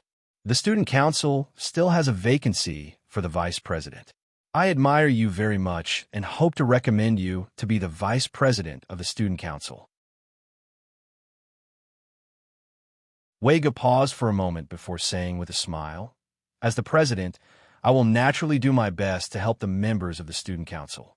Perhaps it will help you get into the top 10 of the comprehensive exam. Thank you for your kind intentions, but I've already agreed with Li Xian to form my own club, Zhou Wen said. Sunset College had a clear rule that students who had already joined a club couldn't become a member of the student council. This was to prevent clubs from using the power of the student council for personal gain. Is that so? That's such a pity. The door to the student council is always open for you. If you change your mind, you can come to me at any time. Wei Gu wore a look of regret, but he didn't say anything else. Zhou Wen went to the staff to sign in before heading to the first test venue to do the coin fishing test. President, don't tell me Zhou Wen will become a second Hui Haifeng. A member of the student council beside Wei Gu whispered. Wei Gu didn't answer him. After some thought, he asked, You were the one who set up the venue, right? That's right. It was all set up by our student council. Wasn't this arranged by you, President? Zheng Tianluan asked in puzzlement. I didn't arrange for you to tamper with it, right? Wei Gu narrowed his eyes and said to Zheng Tianluan. Zheng Tianluan's forehead was immediately covered in cold sweat as he forced a smile and said, Indeed, nothing can be hidden from you, President. I'm also doing something for the students. I don't dare to think too much. I just want to pass. Wei Gu said indifferently, Don't worry. I didn't say it before, and I won't say it in the future. However, I need your help with something. What's the matter, President? Please instruct us. We'll definitely do it for you, Zheng Tianluan hurriedly said. Lower the difficulty of the events that Zhou Wen participates in. The lower the better. It's best if he can obtain 4 full marks, Wei Gu said. Zheng Tianluan asked suspiciously, President, that Zhou Wen has already rejected you. Why are you still helping him? Rejecting me doesn't make him an enemy. This person isn't simple. There's no harm in doing him a favor. When Wei Gu said that, he looked at Zhou Wen and smiled. There was something he didn't say. If they became enemies in the future, this matter might become something that could be used against Zhou Wen. If a student were to be caught cheating, it would be a very serious matter in Sunset College. A light punishment would be a major demerit, and a heavy punishment would be expulsion. All right, I'll do it now. However, the adjustments we can make are limited to a certain range. I'm afraid it'll be very difficult for him to obtain full marks at the mortal stage, Zheng Tianluan said after some thought. Just do what needs to be done. Remember, I don't know anything, Wei Gu said. Understood. President, don't worry. This has nothing to do with you, Zheng Tianluan hurriedly said. Zhou Wen came in front of the pot of oil. He was rather careful as he started with the pot with the lowest temperature. How many points do you think Zhou Wen can get from this round? Li Xian asked Hui Haifeng. Hui Haifeng shook his head and said, It's hard to say. Normally speaking, without advancing to the legendary stage, one doesn't have a legendary companion beast or primordial energy skill. It's not easy to fish out a coin from the 5th pot. However, Zhou Wen is somewhat unusual. Perhaps he might have an unexpected result. It's about my estimate. I think with his ability, he should be able to get about 7 points. Any higher would be a little difficult. Li Xian knew Zhou Wen quite well. In fact, Zhou Wen had roughly estimated the score.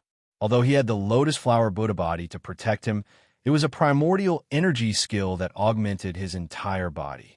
It wasn't as practical as a primordial energy skill that augmented his arm. Furthermore, his constitution wasn't comparable to that of a legendary. Even a legendary might not be able to get 10 points. Zhou Wen estimated that he would only get 7 or 8 points. However, Zhou Wen realized that the temperature of the pots behind him wasn't as high as he imagined. He successfully fished out a coin from the last pot and obtained full marks without any suspense.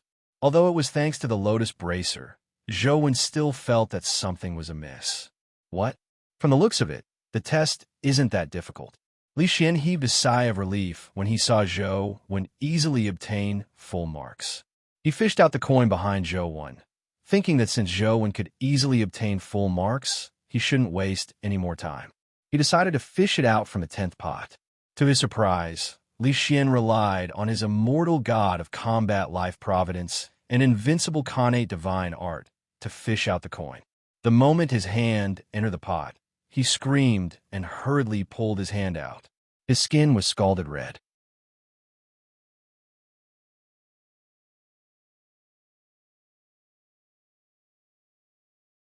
Chapter 130. Impossible. If Zhou can fish out a coin, how can I not? Li Xian's face was filled with disbelief.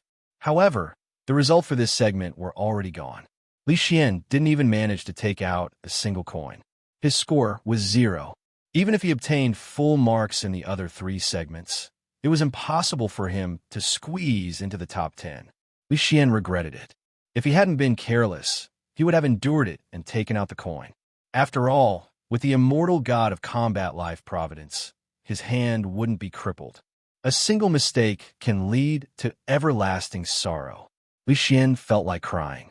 Zhou smoothly passed the following segments. Apart from crossing the paper bridge, which he obtained 9 points due to his slow speed, he passed the other 3 segments with full marks. Instantly, there was a flurry of discussion in the school. Everyone was asking about Zhou Wen's name.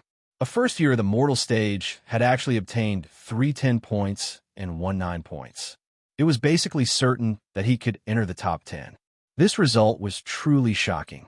Although Wang Lu and Jing and Feng Xiuyan were also first-year students, they had already advanced to the legendary stage. It was understandable that they had such results, but for Zhou Wen to obtain such results at the mortal stage was a little too terrifying.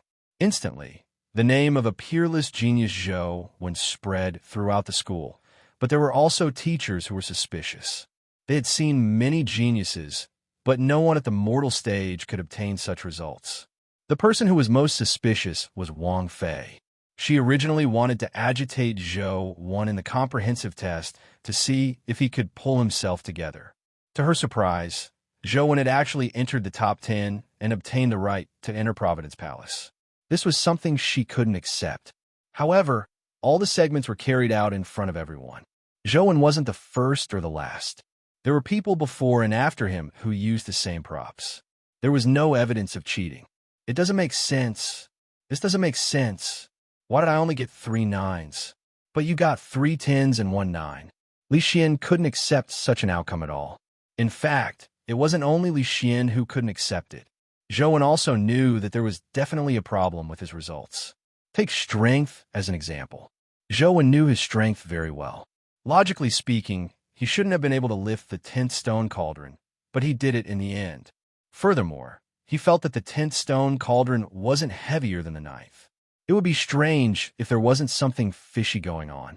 Unbeknownst to Zhou Wen, the stone cauldrons and the platform below were equipped with electromagnetic devices. Zhang Tianluan could control the strength needed to lift the stone cauldrons to a certain extent.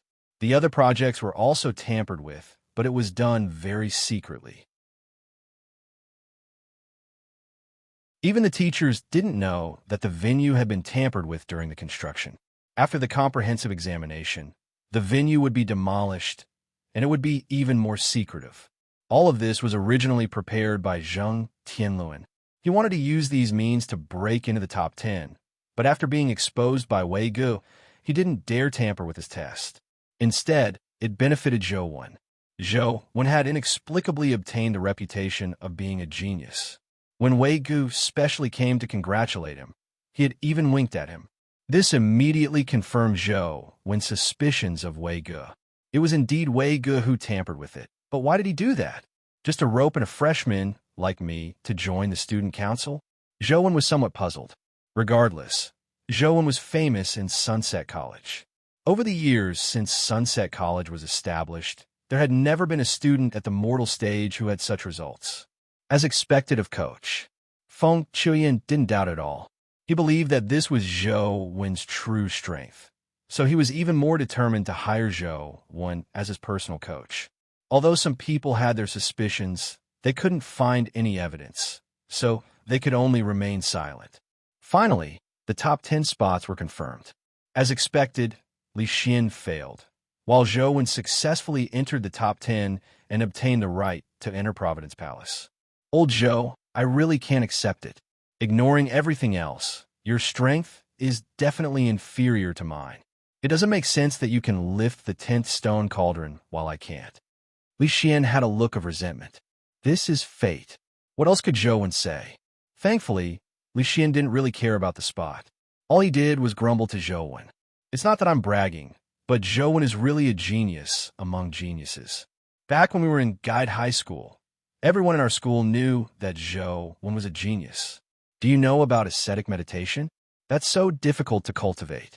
Even if the typical person uses primordial energy crystals to cultivate it, it would be difficult to gain basic mastery of primordial energy without 3 to 5 years. However, Zhou Wen didn't even use a single primordial energy crystal. He forcefully tempered himself to master ascetic meditation. Tian Xiangdong's saliva splattered as he recounted Zhou Wen's high school days to his classmates. Unbeknownst to Zhou Wen, he had already become a representative figure of Sunset College's freshmen. He was considered the most promising freshman in Sunset College this year. Although this wasn't the outcome Zhou Wen wished to see, obtaining the right to enter Providence Palace was a pleasant surprise for him. The day after the comprehensive exam ended was the day to enter the school of the Emperor's Star. Zhou Wen and the other 9 students all received tokens from a school. Under the guidance of a tutor, they arrived at the legendary school of the Emperor's Star. Providence Palace was more gorgeous and majestic than the Forbidden Palace. After becoming a dimensional zone, it made people feel even more majestic. Although they were underground, it didn't stop Zhou Wen and the other students from marveling at the greatness of the ancients. Outside the Yintian Gate, Zhou Wen and company were waiting for the moment the Yintian Gate opened. Wang Lu looked around curiously. This place is nearly 1,000 meters underground. There are rocks everywhere. Where did those legendary treasures come from? Of course, they came from an alternate dimension. Could it be that there are really ghosts? Hui Haifeng said with a smile. It wasn't Wei Ji's first time here, so he explained, those treasures floated out of dimensional rifts and flew into Providence Palace one after another.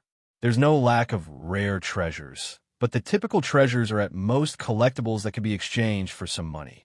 The truly precious ones are companion eggs and dimensional crystals. Many of them aren't available in the East District. If you're lucky, you might be able to obtain a companion egg like an elf or an angel. That's not a bad choice. How do we know what type those companion eggs are? Wang Lu asked curiously. I really don't know. Ignoring distinguishing the type of companion egg, it's hard to say if we can even choose a companion egg, Wei Ge said. Why? Wang Lu is somewhat puzzled. That's because all the treasures are stored in boxes. We can only see those boxes, but we don't know what's inside. Once we choose a box, there's no way to change it. So, what we choose can only depend on luck, Hui Haifeng explained. You're tuning into the Warrior Lore YouTube channel. Don't forget to subscribe and join us on this journey to catch the most captivating stories.